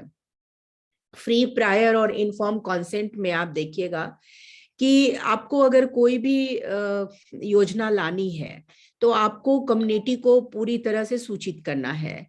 स्वतंत्र तरीके से आपको पूरी डीपीआर जो होती है प्रोजेक्ट की वो शेयर करना है और उनका कंसेंट लेना है, प्रायर इंफॉर्मेशन देना है और पूरी जानकारी देने के बाद उनका कंसेंट लेना है। तो FPIC, free, prior and inform consent का कहीं भी पालन नहीं हो रहा है। मैं अभी जो 2 साल गुजरे हैं अभी झारखंड मुक्ति मोर्चा और कांग्रेस की सरकार को, लेकिन इस सरकार में भी मैंने ऐसा नहीं बोल सकती कि एफपीआईसी का बहुत सही तरीके से, पूरी तरीके से पालन हो रहा है। लेकिन फिर भी में एक बात है कि वॉइस हमारी सुनी जा रही है इस सरकार में, और थोड़े सिक्योरिटी है कि भाई हमारे अधिकार सुरक्षित होंगे और हमारे अधिकारों पे सीधे सीधे हमले नहीं होंगे। एक जो सवाल जो झारखंड में बड़े आंदोलन चल रहे हैं, जिसमें कोयलकारो जल विद्युत परियोजना के खिलाफ आंदोलन है, लगभग 45 सालों से ये आंदोलन चल रहा है। 2001 में गोली चली, 8 लोग मारे भी गए, लेकिन उनको आज तक न कंपनसेशन है, जो घायल है उनके परिवारों को कोई राहत नहीं है, जो दिव्यांग हो गए, जो डिसेबल हो गए, उनके लिए सरकार से कोई सहायता नहीं है। तो इन सवालों को लेकर अभी भी वो लड़ रहे हैं और 2 फरवरी की तारीख और 5 जुलाई की तारीख वहां तय है। इन 2 तारीखों में वहां जनजुटान होता है, सारे आदिवासी मूलवासी जो आंदोलन के लोग हैं वो जमा होते हैं और अपने अधिकारों की मांग पूरी को लेकर आवाज बुलंद करते हैं। जान देंगे जमीन नहीं देंगे का नारा आज भी वहां पर गुंजायमान होता है और लोग कहते हैं, वो संकल्प लेते हैं कि भाई हमारी जमीन और जंगल का सवाल बहुत इंपॉर्टेंट सवाल है। इसी तरीके से नेतरहाट फुल फायरिंग रेंज के इलाके में भी आंदोलन चल रहा है और वहां पर लगभग 28 साल हो गए। अभी 22-23 मार्च आने से 29 साल हो जाएंगे। 29 सालों से वहां आंदोलन चल रहे हैं। 23 इन्फेंट्री डिवीजन है जो मिलिट्री का एक फोर्स है और वो लोग परमानेंट कैंटोनमेंट एस्टैब्लिश करने के लिए वहां पर प्रयासरत हैं। डिफेंस मिनिस्ट्री का मामला है तो वहां के उरांव ट्राइबल बेल्ट है और 4 पीवीटीजी ग्रुप का इलाका है। तो इन बड़ी आदिवासियों की लगभग 99% पॉपुलेशन जो है ट्राइबल का, तो वहां भी एक संघर्ष है कि भाई हम लोग एक बड़ी आबादी उजड़ जाएगी, एक बड़ा जो 55,000 स्क्वायर किलोमीटर का जो फॉरेस्ट एरिया है वो उजड़ जाएगा। तो आदिवासी जाएंगे कहाँ? आपके पास में रिहैबिलिटेशन के कोई प्लान नहीं है। जो एक बड़ा एजेंडा है डेवलपमेंट के साथ जुड़ा हुआ, डिस्प्लेसमेंट और डिस्प्लेसमेंट के बाद रिहैबिलिटेशन रीसेटलमेंट का, तो भारत में आज कोई एक कॉमन यूनिवर्सल आप बोल सकते हैं कि एक रिहैबिलिटेशन एंड रिसेटलमेंट की कोई पॉलिसी नहीं बन पाई है। देखिए, कोल इंडिया लिमिटेड कोयला इलाके में अपने तरीके से कोल एरिया बियरिंग एक्ट 1957 के हिसाब किताब से चीजों को डील करता है। माइंस मिनरल्स रेगुलेशन एक्ट है, उसकी तरफ से रिहैबिलिटेशन के मामले डील होते हैं। जो कल कारखाने लगे या सुनरेखा मल्टीपर्पज प्रोजेक्ट है या दामोदर घाटी निगम है या first prime minister Pandit Nehru ने जो हीराकुंड डैम बनाया, भाखड़ा नांगल बनाया, तो उन इलाकों में भी विस्थापितों की आवाज सुनाई देती है और आज भी वो लड़ रहे हैं। तो बस इसीलिए कि कोई एक पॉलिसी नहीं बन पाई रीसेटलमेंट और रिहैबिलिटेशन की कॉमन जो हर जगह लागू हो और जहां पे थोड़े से स्पेशल प्रॉब्लम्स है उसको डील करने के लिए स्पेशल प्रोविजंस की बात नहीं हुई हो। हम लोगों ने अपने स्टेट में यही बात किया है कि भी विस्थापित और प्रभावित आयोग बने तो ये सारे मामले डील हो सकते हैं। झारखंड का सवाल इसलिए बहुत महत्वपूर्ण हो जाता है कि झारखंड में जो विस्थापन का एजेंडा है, झारखंड बनने के बाद यही सवाल होते हैं कि भाई झारखंड बना किसके लिए, किनके लिए बना। और झारखंड में अगर विस्थापन का सवाल है तो गवर्नमेंट को सबसे पहले अपने एजेंडा में ये लाना चाहिए और इसको लेकर सरकार अपनी नीतियां तय करे, पॉलिसी बनाए, अनाउंसमेंट करे। लेकिन ये काम हो नहीं पा रहे हैं। इन 2 सालों में गवर्नमेंट ने अपने कमिटमेंट दिखाए हैं कि जमीन संबंधी विवाद के लिए उन्होंने 2 कमेटियां बना दी हैं, एक विधानसभा की कमेटी है और एक दूसरी SIT बनाया है। ये सभी सफिशिएंट नहीं है। हम लोगों ने इन कमेटियों के सामने अपने सारे प्रॉब्लम्स रखे हैं। 2014 से हम लोग रांची में कोर कैपिटल न्यू राजधानी के खिलाफ संघर्ष कर रहे हैं, आंदोलन कर रहे हैं, जिसको लेकर हमारे ऊपर भी केस लगा है। और नेतरहाट फुल फायरिंग रेंज का इलाका जो नेतरहाट थाना में भी हमारे खिलाफ केस लगा है। 2 केस पड़े हैं। सरकार ने बोला कि केस वापस करेंगे, लेकिन अभी तक प्रोसेस नहीं हुआ, केस वापस नहीं हुए हैं। केवल एक चिट्ठी सरकार ने डाल दिया है कंसर्न डिपार्टमेंट को कि भाई केस इनके वापस करिए।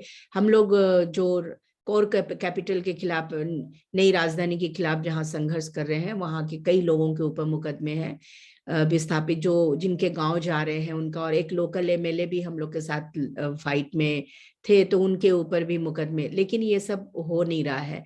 तो खैर ये सब बातें हम लोगों ने गवर्नमेंट को रखी है कि अगर आप रिजॉल्व करना चाहते हैं मामले तो जमीन वापसी की बात करिए। अभी बीते साल 14 मार्च 2021 को हम लोगों ने बड़ी सभा लगाई और हम लोगों ने सीधे कहा कि भाई जमीन वापस होना चाहिए। तो जमीन वापसी का अगर की कार्रवाई गवर्नमेंट करती है, जैसे छत्तीसगढ़ गवर्नमेंट ने जमीन वापस कराया है, तो जमीन वापसी की अगर सरकार कार्रवाई करती है तो आदिवासी फिर उनके साथ हो सकते हैं और विकास में भागीदार हो सकते हैं। लेकिन अभी तक इसकी कोई सुगबुगाहट दिखाई नहीं दे रही है। हम लोगों ने डिमांड रखा है। तो ये एक पिक्चर है पूरे झारखंड का। आदिवासियों के दूसरे जो बड़े सवाल है वो जंगल से जुड़ा हुआ सवाल है और ट्राइबल इकोनॉमी का, फॉरेस्ट इकोनॉमी का एक बड़ा सवाल है। आप ये देखिए कि जो जंगल है, जंगल और जमीन से पर निर्भरता आदिवासियों की बहुत ज्यादा है। जो समुदाय है 90% से ज्यादा आदिवासी समुदाय, मूलवासी समुदाय जंगल और जमीन पर आश्रित है। तो इस पर आधारित जो विकास की नीतियां हैं, कृषि विकास की बात है या जंगल से मिलने वाली जड़ी बूटियों और या वनोत्पाद आधारित उद्यमिता की बात है। अभी हम लोगों ने 3 जनवरी को सेलिब्रेट किया मरांगोम के जयपाल सिंह मुंडा की जयंती, जो संविधान सभा में सदस्य थे और भारत का संविधान बनाने में बड़ी महत्वपूर्ण भूमिका निभाई। आदिवासियों के लिए 20 से ज्यादा अनुच्छेद उनके उत्थान और विकास के लिए जो भारत के संविधान में तय किए, उसमें मरांगोम के जयपाल सिंह मुंडा का नाम प्रमुखता से लिया जाता है। मरांगोम के जयपाल सिंह मुंडा ने 22 अप्रैल 1954 को राज्य पुनर्गठन आयोग को एक मेमोरेंडम दिया था, जिसमें उन्होंने आदिवासी इलाके के आर्थिक विकास की पूरी योजना बताई थी कि जो माइंस है, मिनरल्स है, उस पर आदिवासियों की मालिकी कैसे कायम हो। जैसे 5th शेड्यूल की बात है, पेसा की बात है, छोटा नागपुर टेनेंसी एक्ट आपके बिरसा रिवोल्ट के बाद बना। तो आप इनको इम्प्लीमेंट करके आप ट्राइबल इकोनॉमी को इम्प्रूव कर सकते हैं और आदिवासी और लोकल लोगों को व्यापार और बिजनेस में ला सकते हैं। तो हम लोगों ने ये बात रखी है कि मरांगोम के जयपाल सिंह मुंडा, जिन्होंने भारत का संविधान बनाया, ओलंपिक में गोल्ड दिलाया इंडिया को 1928 में, वो एक बड़े ओरेटर थे। उन्होंने झारखंड का नक्शा गढ़ा, झारखंड की बात उन्होंने की और इतनी महत्वपूर्ण चीजें उन्होंने एक्सप्लोर की। तो उनके सपनों को जैसे सपने पूरे हुए झारखंड के, तो उनका आर्थिक विकास का एजेंडा को भी हम लोगों को लागू करना चाहिए। तो ये सब महत्वपूर्ण सवाल है जो हम लोगों ने अभी गवर्नमेंट यहाँ पे लड़ रहे हैं, एक्सप्लोर किया है हम लोगों ने। लास्ट ईयर अक्टूबर महीने से हम लोग विस्थापित आयोग को लेकर लड़ रहे हैं, राजभवन में धरना लगाया और जगह जगह में जहां कहीं भी विस्थापित लोग आंदोलन कर रहे हैं, वहां हर एक जिलों में दौरे का प्रोग्राम बना है, जिसमें दिसंबर महीने में 2 जगहों पे लातेहार में और हजारीबाग में दौरे का कार्यक्रम हुआ। उसके बाद अभी थोड़ी सी ओमिक्रॉन का माहौल बना है, तो हम लोगों ने चीजें आगे बढ़ाई हैं, डेट आगे बढ़ाई है कि फरवरी से फिर हम लोग अपनी गतिविधियों को आगे ले जाएंगे। तो ये सवाल है और अभी मुझे लगता है कि नेशनल हुकअप में भी ये सब बातें आनी चाहिए कि डेवलपमेंट का मॉडल क्या हो, बिना डिस्प्लेसमेंट के डेवलपमेंट हो सकता है क्या, जिसको लेकर फादर स्टैन स्वामी ने भी बात रखी थी और वो राइटिंग करते रहते थे इन सवालों पर कि विकास के नाम पर इतने लोग उजाड़े गए, लेकिन क्या हुआ। जैसे मैं बार बार लटमा की बात करती हूँ, लटमा पर मेरी कविता भी है। लटमा एक पूर्ण विस्थापित गांव है, चिसी जो बना उससे 32 गांव उजड़े, उसमें लटमा पूर्ण विस्थापित गांव है। आज लटमा का हर आदमी टीबी की बीमारी से मर रहा है। आप बताइए ये नेशन बिल्डिंग हुआ क्या। तो जो बीमारी से मर रहे हैं और लटमा के लोगों के पास न शिक्षा है, न स्वास्थ्य है, न आजीविका है, तो उनके लिए क्या गवर्नमेंट प्लान कर रही है। हमने कहा है सब लोगों को कि लटमा गांव के दौरा पे चलिए, आप देखिए कि लोगों की हालत कैसी है। और जिस HEC हैवी इंजीनियरिंग कारपोरेशन की स्थापना के लिए आदिवासियों ने जमीन दिया, आज वो बंदी के कगार पर है। पिछले 9 महीने से उसके सारे कर्मचारी और अधिकारी लोग आंदोलन कर रहे हैं। टूल डाउन कर दिया था इन लोगों ने, काम बंद कर दिया था कि हमारे में वेतन दे दो, अगर हमें तनख्वाह नहीं दोगे हम अपने परिवार कैसे चलाएंगे। तो एक कारखाना स्थापित करने के लिए इतनी कुर्बानी और इतना दिया जाता है, लैंड दिया जाता है, सब कुछ आदिवासी कुर्बान हो जाते हैं, लेकिन 70 साल बाद, 50 साल के बाद वो फैक्ट्री बंद हो जाती है। तो ये जो एक्सपीरियंस है, इसलिए आज आदिवासी डरा हुआ है और कहता है कि हम विकास के नाम पे जमीन ही नहीं देंगे, हमें 1 इंच भी जमीन नहीं देंगे। तो सरकार को ये सोचना पड़ेगा कि भाई आप अगर आदिवासी ये बात कह रहा है तो उसको देखने की जरूरत है और कोई नई योजना, नई प्लान और नए तरीके की बातें करने की जरूरत है कि विकास के नाम पे बार बार आदिवासियों को ना उजाड़ा जाए। तो मैं ये चाहती हूँ आज के डिबेट में, देखिए ये जो पंचशील के सिद्धांत की जो बात आई है, मैं चाहती हूं कि विकास के अगर एजेंडा पे बात हो तो पंडित नेहरू ने जो पंचशील के सिद्धांत दिए थे उस पे बात होनी चाहिए, जिसमें पहली बात है कि people should develop along the lines of their own genius and we should avoid imposing anything on them. We should try to encourage in every way their own traditional art and culture. दूसरे जो पंचशील के सिद्धांत है उसमें उन्होंने कहा था tribal rights in land and forest should be respected. तीसरी जो बात कही थी कि we should try to train and build up a team of their own people to do the work of administration and development. Some technical personnel, from outside will no doubt be needed. especially in the beginning, but we should avoid introducing too many outsiders into tribal territory. चौथा जो सिद्धांत दिया, we should not over administer these areas or overwhelm them with a multiplicity of schemes. We should rather work through and not in rivalry to their own social and cultural institutions. और last जो principle था, we should judge results not by statistics or the amount of money spent, but by the quality of human character that is involved.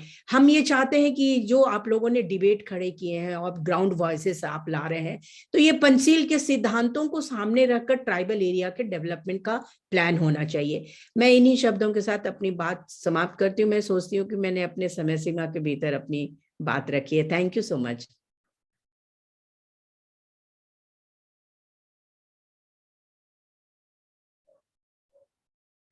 बहुत बहुत धन्यवाद doctor Vasavi. बहुत अच्छे से आपने अपनी बात रखी. मैं संक्षेप में आपकी बात को अंग्रेजी में अनुवाद करता हूँ. Doctor Vasavi began by reminding us how since 1947 there has been a lot of displacement, but there has been no commission for those who have been displaced or affected, and especially where there are Adivasis, there are a lot of mines there, and as a result, there is also a lot of displacement.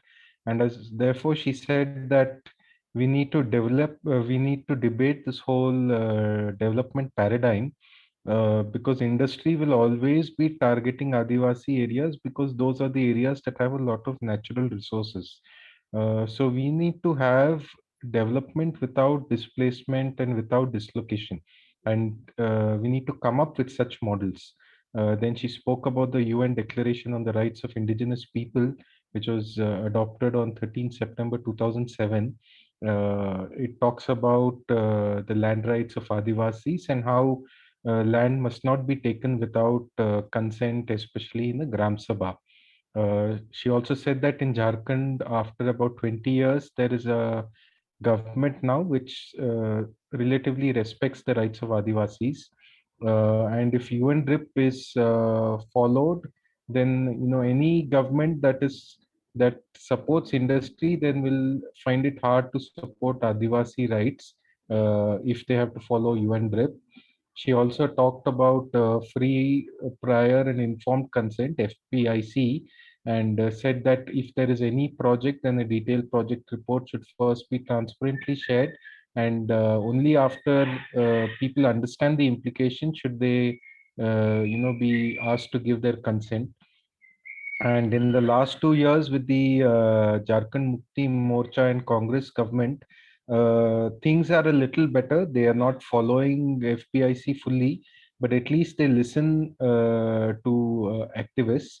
Then she spoke about a couple of campaigns, one 44-year-old campaign where people collect on 2nd February and 5th July of every year with slogans like we'll give our life, but we will not give our land.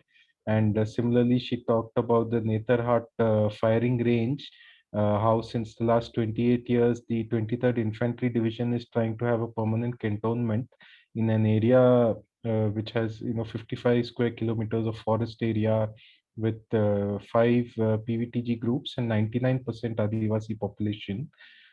She said that we still do not have a common rehabilitation and resettlement policy since the time of Nehru and the creation of dams like Hirakud back then. People are being displaced, and till today we don't have any policy for such displaced people. She was questioning why Jharkhand was created and for whom, and that at least in this government for the last 2 years they have made some committees to look at these things. And over the years, several cases have been filed against people who have been advocating and agitating for these rights. And till today, these cases have not been withdrawn even by this government. She gave the example of Chhattisgarh, where the government has returned land, and she said that this government also needs to return land back to the people. Although there seems to be one doesn't see this happening anytime in the near future. The other big question she said is about forests and livelihoods related to it from forest produce. She reminded us of Marangboom's Jaipal Singh Munda, because of whom there are provisions in the constitution favoring Adivasis. And she said that we also need to celebrate his life. And she spoke about campaigning for a displacement commission. This campaign has been going on, but now due to Omicron, it has been suspended temporarily. But she said that nationally, we need to start asking questions about our development models, which even Father Stan was also talking about. And these are questions he had also raised.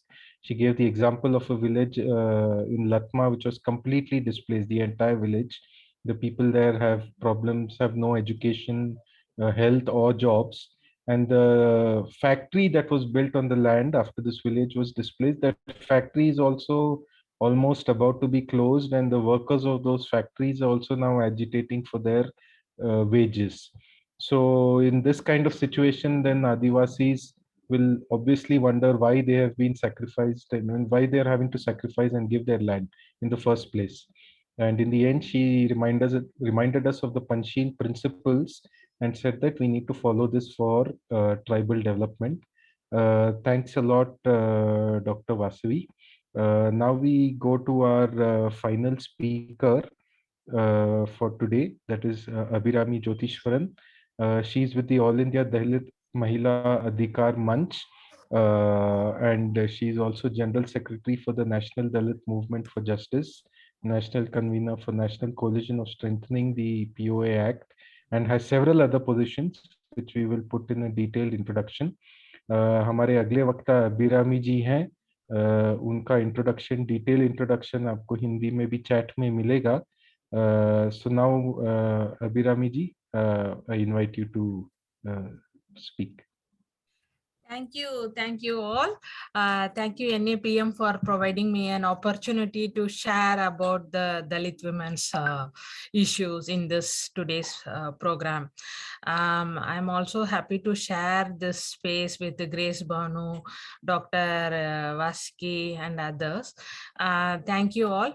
I would like to say how I recollect 2021 related to Dalit women issues. When we see, we all are aware that more than 9 million population of Dalit women in India continue to face oppression due to caste, class, and gender.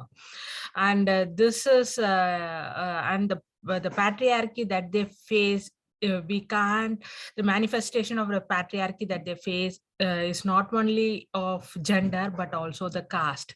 So they face the Brahminical patriarchy, which is not similar to all women in India. So as a Dalit woman, I would like to give some glimpses of the incidents, the forms of incidents, along with the reason why it happened in the year 2021. As we all aware about the Hathras which happened in 2020, the case how it brought highlighted the issue of Dalit women. This is the one of the case that everybody are aware of it, like Hathras, where even if you ask a small child, it can able to say what is the discrimination and violence faced by Dalit women. But when it comes to, but we are all know that the NCRB, the National Crime Record Bureau, says more than 9 Dalit women are raped every day. More than 9 Dalit women are raped every day. So on that day, the Hathras, the case which happened, it is one of the cases, but there are other cases which are happened on the same day in different places, or people are not aware of it. So whenever it comes a public outcry. It happened in Delhi when the body has moved from Delhi. So these are the highlighted which gave such a view of Dalit women when she faced gang rape and murder. So it is one of the sample case, but every day there are various forms of violences and atrocity happens against Dalit women. So I would like to share some of the incidences to bring in what are the various forms of violences even in 2021 the Dalit women has faced. So we all are aware. I will start with the Delhi cantonment case, where a murder of a 9-year-old Dalit girl when she went to fetch water from the water cooler in the crematorium. She has been gang raped and by the 4 accused of dominant caste, and then she has been murdered and her body has been cremated without the consent of the family members. So it happened to a 9-year-old girl in Delhi.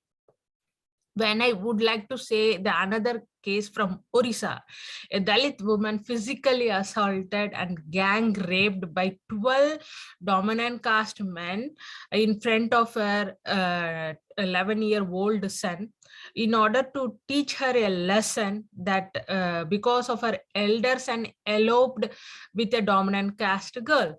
So they want to teach a lesson and also to punish her. She has been gang raped by 12 dominant caste men in Odisha. When we come to Bihar, the Dalit women went for open defecation. When they went for the open defecation along with her daughters, the dominant caste men teased the daughters. So the Dalit women asserted and said it is not a good behavior. So when this kind of even asserting her own self-dignity, the dominant caste people doesn't like those kind of how a Dalit woman can speak such a word. So they went to her home, they have attacked her, and also her, when the community of her community came in support of it, then it became a mass attack in Bihar. So this also happened in 2021. And when there was in another case in Bihar, a Dalit woman has branded witch and she has been physically assaulted, saying that because her cattle was grazing the dominant caste field. So even for these kind of small issues, Dalit women continue to face violence in everyday life. When it comes to another incident, when a minor Dalit girl went to fetch water from the dominant caste place, from the water tank, the dominant caste person sexually assaulted her, and it happened in Madhya Pradesh. So when we see like this, everywhere across the country, every day incidents happens related to Dalit women.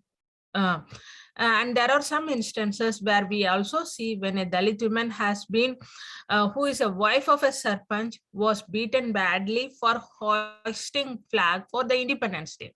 So it's not only the violences happen on various, when we assert our right as a sarpanch or electoral person, then as elected representatives, the Dalit women face various forms of violences. And I would like to say the death rate of manual scavengers in the year 2021, it is more than 45 cases. So we can't say Dalit women are directly, these are the cases are not directly on Dalit women, but definitely murder of 45 men, which is definitely going to give an impact to Dalit women. So losing her husband, losing her son, or losing her brother, it definitely a violence against Dalit women. So we can see the various glimpses of cases across the country, Delhi, UP, Haryana, Odisha, Madhya Pradesh, or these are the cases which happened, some of the cases of various forms on also various reasons. Even the land, grabbing of the land, which the Dalit community has, this also related to lead to various mass attacks in the state of Bihar, in the state of Madhya Pradesh. We have seen a series of cases against Dalit women. So keeping this as the thing, I would like to show a small presentation which shows the data related to NCRB. So this is like it is not only 2020 data. The NCRB released recently 2020 data. So it is going to be a 7 years of data from 2014 to 2020.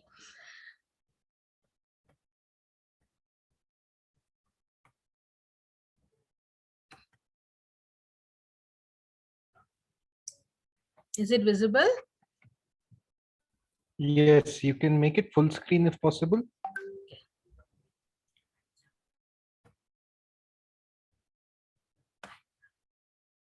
Tempo.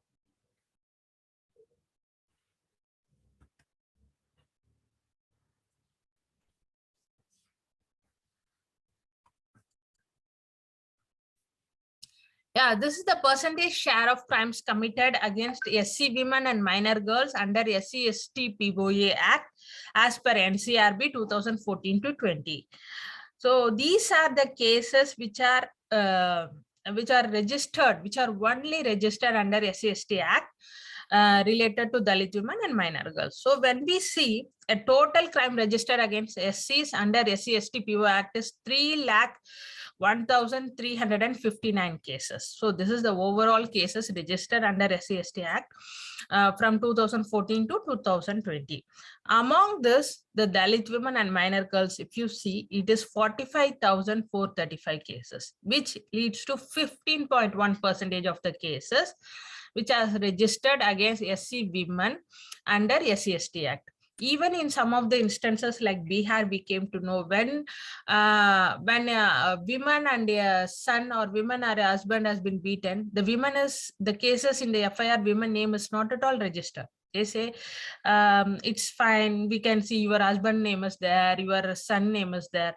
So it is how the cases against SC women has been not unreported. That is also we have to know, and we know how difficult for Dalit and Dalit women to register a case under SC/ST Act. So by keeping all this background, if you see, only 15.1% of the cases are registered, which is reported to the police station.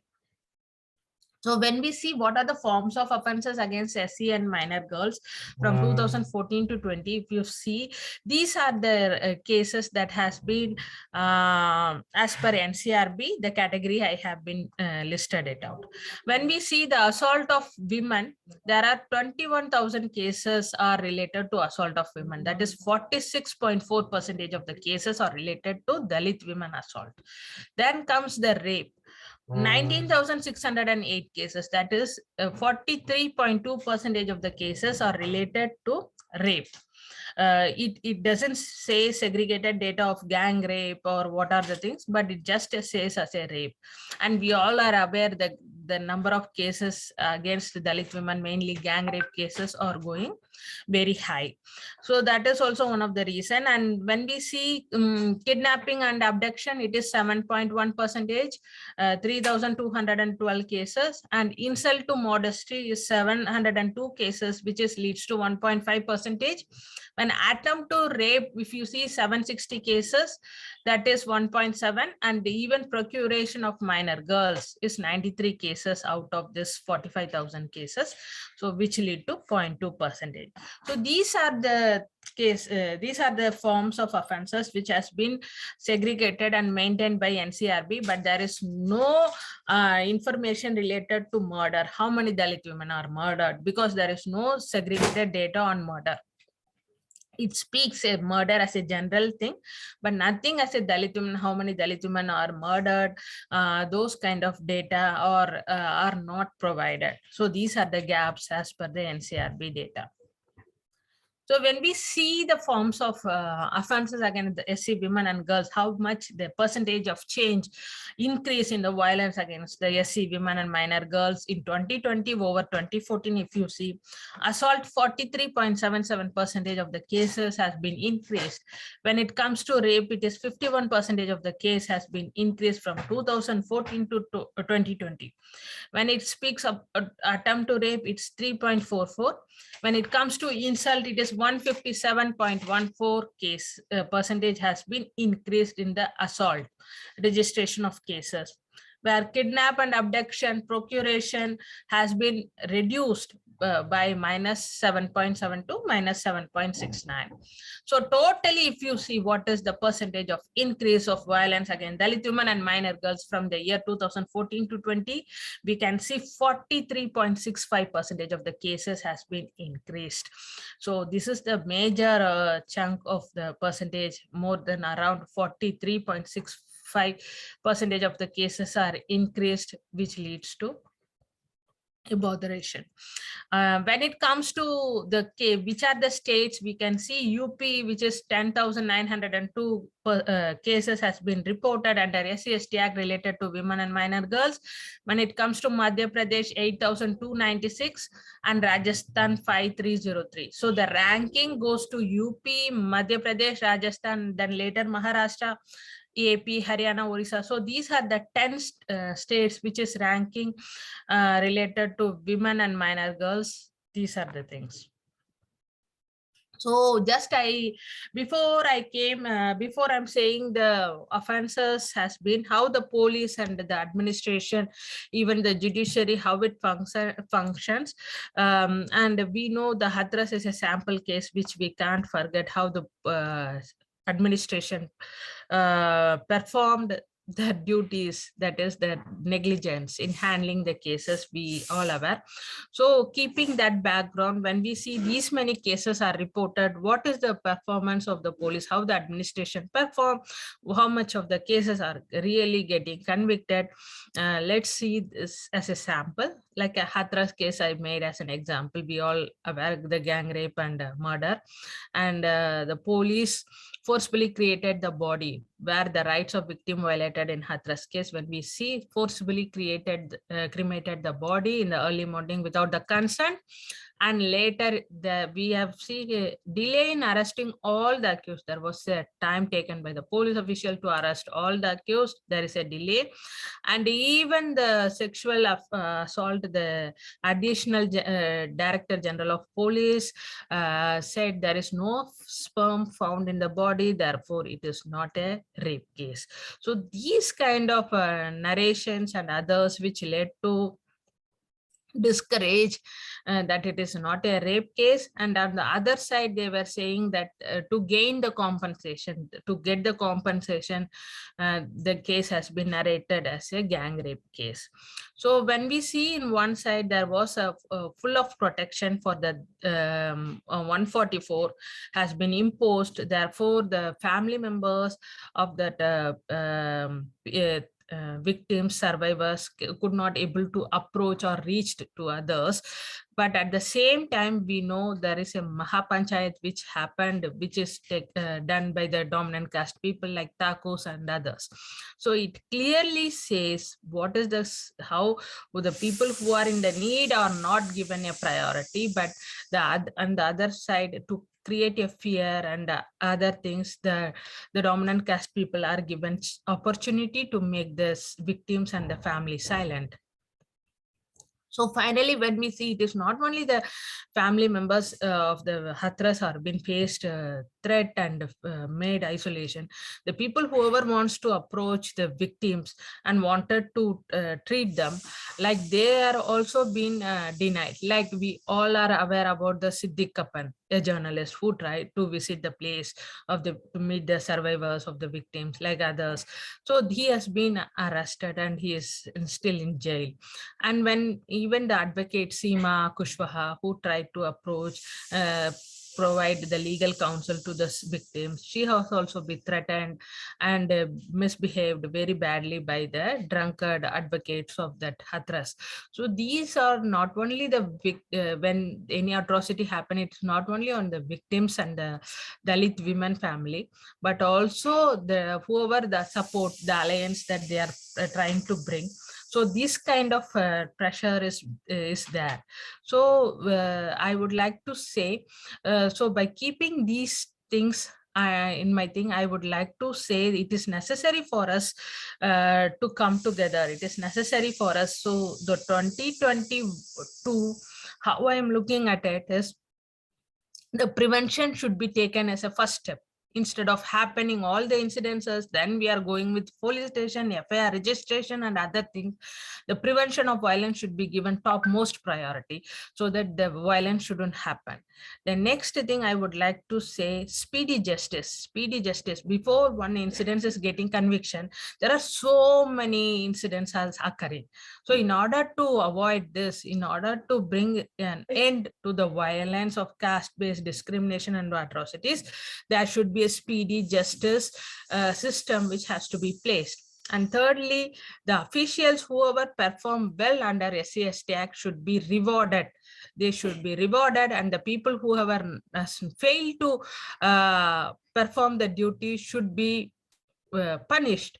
So this kind of mechanisms has to be in place, and definitely, which is very important, is coming together. The civil society organization, it is not only whenever a violence happens against women of whatever the stream she may be, whether she's a dominant caste or scheduled caste or minority, whoever, it is necessary for us to come together, to join hands together and give a solidarity message to all the people. And also it should be creating a pressure for the administration to perform the duties, and especially to prevent violence and put an end to the caste and gender-based violence. So with this, I would like to see that we need the Dalit women, and all women in this India would like to see the 2022 as a peace. We need peace, justice, dignity. As said in the constitution, we are demanding only constitutional safeguardings, whatever there has been principle has been done. So by keeping this, I would like to end by saying Jai Bhim, Jai Savitri, Jai Bharat. Thank you. Thank you all. Thank you very much, Abhirami. In the comments also, people are saying that they are inspired to hear your presentation. अब मैं संक्षेप में अभिरामी जी ने जो बात रखी उसका मैं हिंदी में अनुवाद करता हूँ। शुरुआत में उन्होंने कहा कि 90 लाख दलित महिलाएं हैं और इनको अलग अलग तरीके से अपने जाति के वजह से, वर्ग के वजह से, लिंग के वजह से उत्पीड़ना का सामना करना पड़ता है और एक ब्राह्मणवादी पितृसत्ता ढांचे के वजह से ये होता है। फिर उन्होंने कुछ उदाहरण दिए अलग अलग जगह में जो कांड हुए हैं उनका उदाहरण उन्होंने दिया। 2020 में जो हाथरस में हुआ वो तो लगभग हर कोई जानता ही है। उसके अलावा वो कह रहे थे कि एनसीआरबी में जो आंकड़े हैं उसके हिसाब से रोज 9 दलित महिलाओं से ज्यादा का बलात्कार होता है। तो वो कह रहे थे कि अगर हाथरस के बारे में हम सुनते हैं तो उसी दिन ऐसे और कांड भी हुए हैं। और फिर उन्होंने कुछ उदाहरण दिया, जैसे दिल्ली के कैंटोनमेंट में एक केस हुआ कि 9 साल की बच्ची थी जिसके साथ सामूहिक बलात्कार हुआ और वहाँ जो 4 उच्च जाति के लोग थे उन्होंने ये किया और फिर उन्होंने उस लड़की को मारा और लाश को जलाया भी गया परिवार को की सहमति लिए बिना। और ऐसे ही दूसरा एक और उदाहरण उन्होंने दिया जहां 12 जो उच्च जाति के पुरुष थे उन्होंने एक दलित महिला का सामूहिक बलात्कार किया अपने बच्चे के सामने, बेटे के सामने, क्योंकि उसने एक जो उच्च जाति की महिला के साथ उसका एक रिश्ता था। फिर बिहार में दलित महिला जब बाहर गई थी सुबह अपना शौच करने के लिए, तो और उसका जब उस पे उन पे कमेंट किया जा रहा था और कमेंट पर जब महिलाओं ने उसका विरोध किया तब उन पे आक्रमण किया गया और फिर जब उनके समर्थन में उनको सपोर्ट करने के लिए और लोग आए तो उन पे भी आक्रमण हुआ। ऐसे ही एक और उदाहरण था जहां दलित महिलाओं को एक विच की तरह उनको बताया गया, क्योंकि उनका एक जानवर दूसरे के जो उच्च जाति के खेत में जाके वहाँ चारा खा रहा था। और ऐसे ही एक 18 साल की कम उम्र की नाबालिग दलित महिला जब एक उच्च जाति के टंकी से पानी लेने गई थी मध्य प्रदेश में, तो उसके साथ भी बलात्कार हुआ। तो ऐसे उन्होंने अन्य उदाहरण दिया और फिर कह रहे थे कि जो सफाई कर्मचारी हैं लगभग 45 पुरुष मरे हैं सफाई कर्मचारी, और ये इनके परिवार में फिर जो महिला हैं उनको भी इसके वजह से बहुत दिक्कत झेलना पड़ता है। तो ये एक तरीके से हिंसा सिर्फ पुरुष के खिलाफ नहीं, महिला के खिलाफ भी है। और फिर उन्होंने एक प्रेजेंटेशन दिखाया और उनके कुछ आंकड़े मैं आपको बताता हूँ। पहला था कि जो अनुसूचित जाति और अनुसूचित जनजाति के अत्याचार निवारण के अधिनियम कानून SC/ST prevention of atrocities act के तहत सिर्फ 15% जो मामले हैं वो महिलाओं के केस का दर्ज हुआ है। जब एक पुरुष और महिला का एक साथ जिन पे आक्रमण होता है तो कई बार महिलाओं का नाम उस FIR में दर्ज भी नहीं किया जाता है। और फिर दूसरे जो कुछ आंकड़े उन्होंने बताया कि लगभग 43% केस रेप के होते हैं, 46% आक्रमण के हैं, और जो मर्डर के केस है उन पे फिलहाल कोई जानकारी है ही नहीं, सूचना है ही नहीं। ये एक बहुत बड़ा गैप है और इस पे भी सूचना होना चाहिए। और उत्तर प्रदेश, मध्य प्रदेश और राजस्थान राज्य हैं जहाँ ऐसे सबसे ज्यादा केस होते हैं। फिर उन्होंने हमें हाथरस केस के बारे में बताया और ये भी कहा कि ऐसे केस में ये भी एक हमें देखने मिला कि जो ये ऐसे केस में जिनके ऊपर आक्रमण हुआ है उनके समर्थन में जो लोग आते हैं, उनको सपोर्ट करने जो लोग आते हैं, उनको भी, उनके ऊपर भी आक्रमण होता है। जो लॉयर है उनको भी धमकियां दी गई है। और सिद्दीक कापन जो वहाँ एक उसके बारे में लिखने गए थे, वो तो फिलहाल अभी जेल में है। तो अभी आगे देखते हुए 2022 के लिए वो कह रहे थे कि हम सबको एक साथ मिलके एक साथ होना चाहिए और इस तरीके से जो हिंसा है, इस हिंसा को रोकना पहला कदम है कि ये ऐसे हिंसा हो ही नहीं। मतलब ऐसा नहीं कि हिंसा हो और फिर उसके लिए हम कुछ करें। हमें ऐसे कदम उठाने चाहिए कि ये ऐसे हिंसा हो ही नहीं। दूसरा कदम उन्होंने कहा कि न्याय जल्दी मिलना चाहिए, ऐसा नहीं हो कि केस बहुत लंबे लंबे समय के लिए खिंचता जाए। और फिर वो कह रहे थे कि SC/ST एक्ट के तहत जो अधिकारी अच्छा काम करते हैं उनको बकायदा कुछ पुरस्कार मिलना चाहिए, और जो अच्छा काम नहीं कर रहे हैं उनको दंड भी दिया जाना चाहिए। ऐसे अधिकारियों का जवाबदेही भी होना चाहिए। और फिर उन्होंने कहा कि हम जैसे लोग जो सामाजिक कार्य करते हैं, हम सबको एकजुट होना चाहिए। और चाहे जिस बैकग्राउंड से भी महिला आए, अगर उनके खिलाफ कुछ अत्याचार हो रहा है, हिंसा हो रहा है, तो इसके खिलाफ हम सबको एक साथ होकर आवाज उठाना चाहिए। और 2022 के लिए उन्होंने, वो कहते कि उनकी आशा है कि अमन हो, न्याय हो और इज्जत हो। सो इन्हीं शब्दों के साथ इन्होंने अपनी बात खत्म की। अब ज्यादा सवाल तो चैट में मैं देख नहीं रहा हूँ, कई लोगों ने कमेंट किया है, लेकिन किसी का अगर कोई कुछ सवाल पूछना हो या आप अनम्यूट करके कोई कमेंट करना चाहते हैं, प्लीज आप अभी कर सकते हैं। I hope it is allowed for people to unmute. I don't know what the settings are. But if anyone wants to ask a question or anyone has a comment, they can do so now for any of the speakers. कोई है जो कुछ कहना चाहेंगे?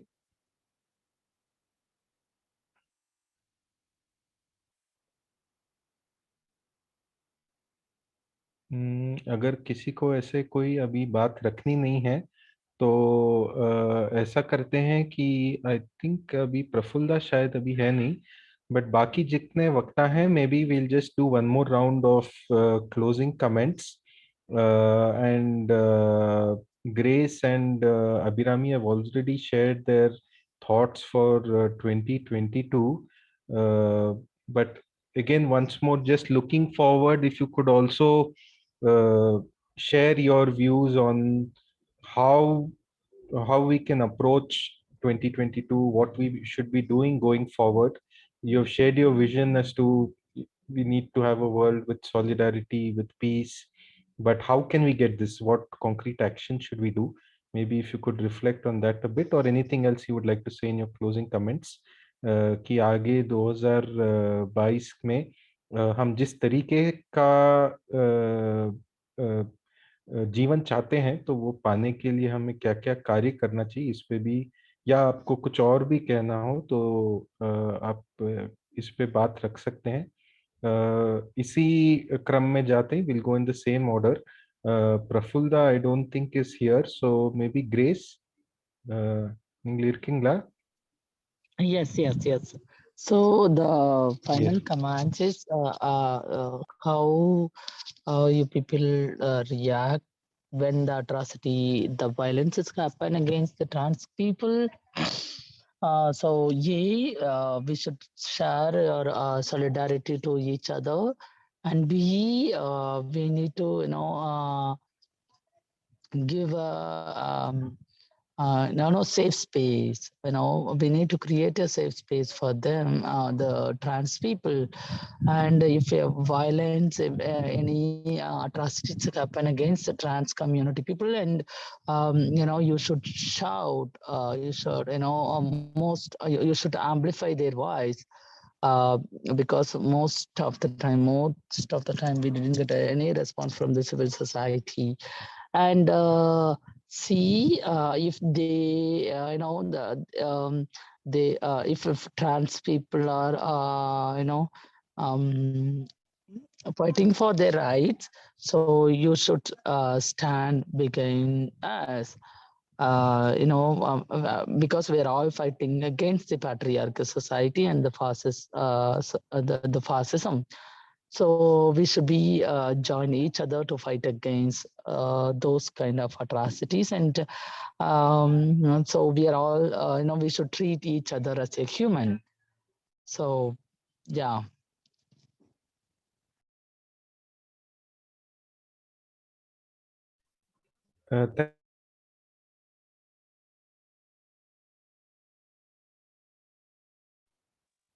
Thank you very much grace, ரொம்ப நன்றி। Grace ने कहा कि अगर कोई ट्रांस व्यक्ति के साथ कुछ भी हिंसा होता है, अत्याचार होता है, तो हम तब क्या करते हैं, इससे बहुत फर्क पड़ता है। और हम सबको एक साथ होके, एकजुट होके उनका साथ देना चाहिए और आवाज उठानी चाहिए, और ट्रांस व्यक्तियों के लिए एक सुरक्षित जगह बनाने की प्रयास में हम सबको जुड़ना चाहिए। और एक दूसरे को एक मनुष्य के नाते, हमें इंसान के नाते एक दूसरे को के साथ हमें ऐसे व्यवहार करना चाहिए। अब मैं डॉक्टर वासवी को आमंत्रित करूंगा कि उनको अगर अभी कुछ और अपना बात रखना है आखिर में। Any closing comments, doctor Vasavi?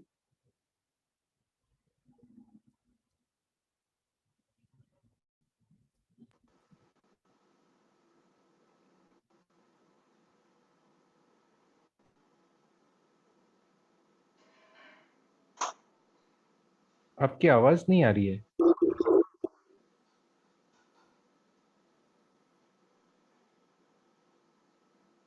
Doctor Vasavi. नहीं, उनकी शायद आवाज आ नहीं रही है। तो तब तक अगर Abhirami, Yes. yes. Yeah. I would like to say the goal should be for all of us is to annihilate the caste system. So that is a very important thing that we have to consider, because all are human being, all are has the same value and the pain whenever any atrocity happens. There should not be any discrimination. The system that we divides, it is time for us to come and unite. We can't say only Dalits has been oppressed by caste system. Even we know so many honor killing cases where the father is forced to kill their daughter to maintain the so-called honor of the family. So whoever the community it may be, everybody face this. So it should be a common goal. We have to realize that it is not only the oppressed people, Dalits or whoever Adivasi are facing this kind of atrocities due to the caste system. It's everyone in this country. So it should be our overall goal, as in order to see the progress of the community, we have to come together. Actually, I told already, the solidarity is very important. As we know, it is the the hate speeches has been said in order to divide the people further among each and everyone. So it is time for us to come together to show our solidarity, so that it would be a great force and strength for us to handle this kind of today's situation, especially the scenario which is led by the political environment. Thank you. Thank you. Thank you very much Abhirami. इन्होंने कहा कि हमारा लक्ष्य होना चाहिए कि जाति रहे ही नहीं, पूरा जाति को मिटाना ही हमारा लक्ष्य होना चाहिए, जैसे डॉक्टर अंबेडकर ने हमें कहा था। और उन्होंने कहा कि एक बहुत मुख्य लक्ष्य है, क्योंकि जातिवाद से ना सिर्फ दलितों को इस पे अलग अलग तरीके के अत्याचार का सामना करना पड़ता है, बल्कि दूसरे जातियों में भी जो अपने परिवार के सम्मान बचाने के लिए, फिर जिसको ऑनर किलिंग बोलते हैं, तो ये ऐसा नहीं है कि सिर्फ दलितों को इससे दिक्कत होता है। ऐसे ऑनर किलिंग जैसे उदाहरण अगर हम देखें तो उसमें दूसरे जातियों के लोगों को भी इससे दिक्कत और उत्पीड़ना का सामना करना पड़ता है। तो इस वजह से हम सबको, जैसे ग्रेस ने भी कहा, अभिरामी भी कह रही है, कि हम सबको एकजुट होना चाहिए और एक दूसरे का साथ देना बहुत बहुत जरूरी है। तो इसी आशा के साथ उन्होंने अपनी बात रखी। एक आखिरी कोशिश करते हैं, अगर डॉक्टर वासवी आपकी आप कुछ कहना चाहेंगे आखिर में? डॉक्टर वासवी किरो, शायद आप कुछ कहने की कोशिश कर रहे हैं, लेकिन आपकी आवाज नहीं आ रही है।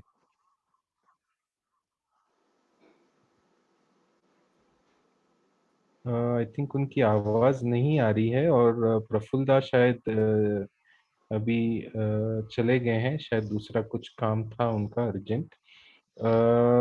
तो इसी के साथ मेरे ख्याल से आज का ये कार्यक्रम हम यहाँ समाप्त करते हैं।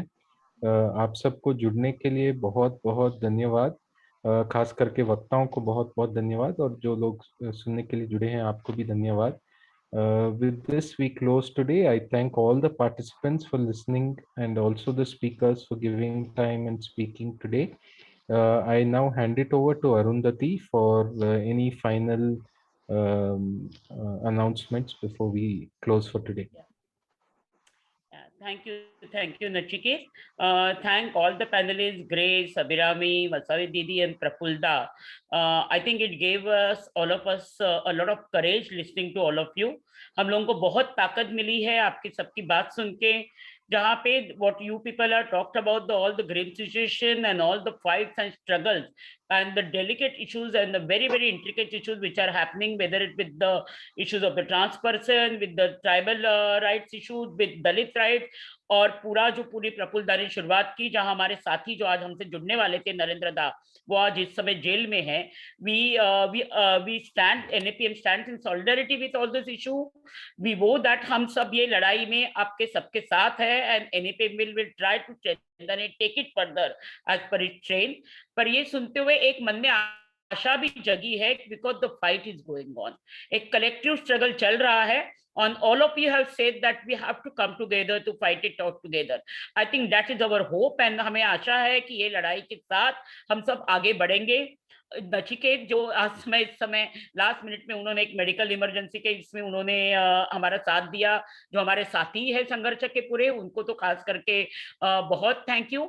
और अगले ये सीरीज के लास्ट सेशन में we hope all of you will join us, क्योंकि लास्ट सेशन है उन इलाकों के बारे में जहां पे सरकार ने एक प्रकार से नेशनलिज्म के पूरे अल्टर पे उस इलाकों की बलि दी है, and we will talk about with the conflict region, जहां पे on which the whole issue of government's policy, even our people's attitude are on the altar of the nationalism and how that old region. So we will be meeting our sathis, where we'll meeting people struggling from Kashmir, from we'll listen to them, we'll listen to people from Nagaland, and we'll also listen to people from Kashmir, Jammu Kashmir and Chhattisgarh, jahan pe roz army ka raj hai, where the military has taken over, there the policies, the rest of the Indian population is also not aware, और रोज की लड़ाई है. We'll listen to the last and final series इसमें in the session of GB. We hope you will join us next Sunday again at 6 p.m. to take this process further. Thank you. Zindabad, Jai Bhim, Satrangi Salam, and hope to see you next Sunday at 6 p.m. Zindabad.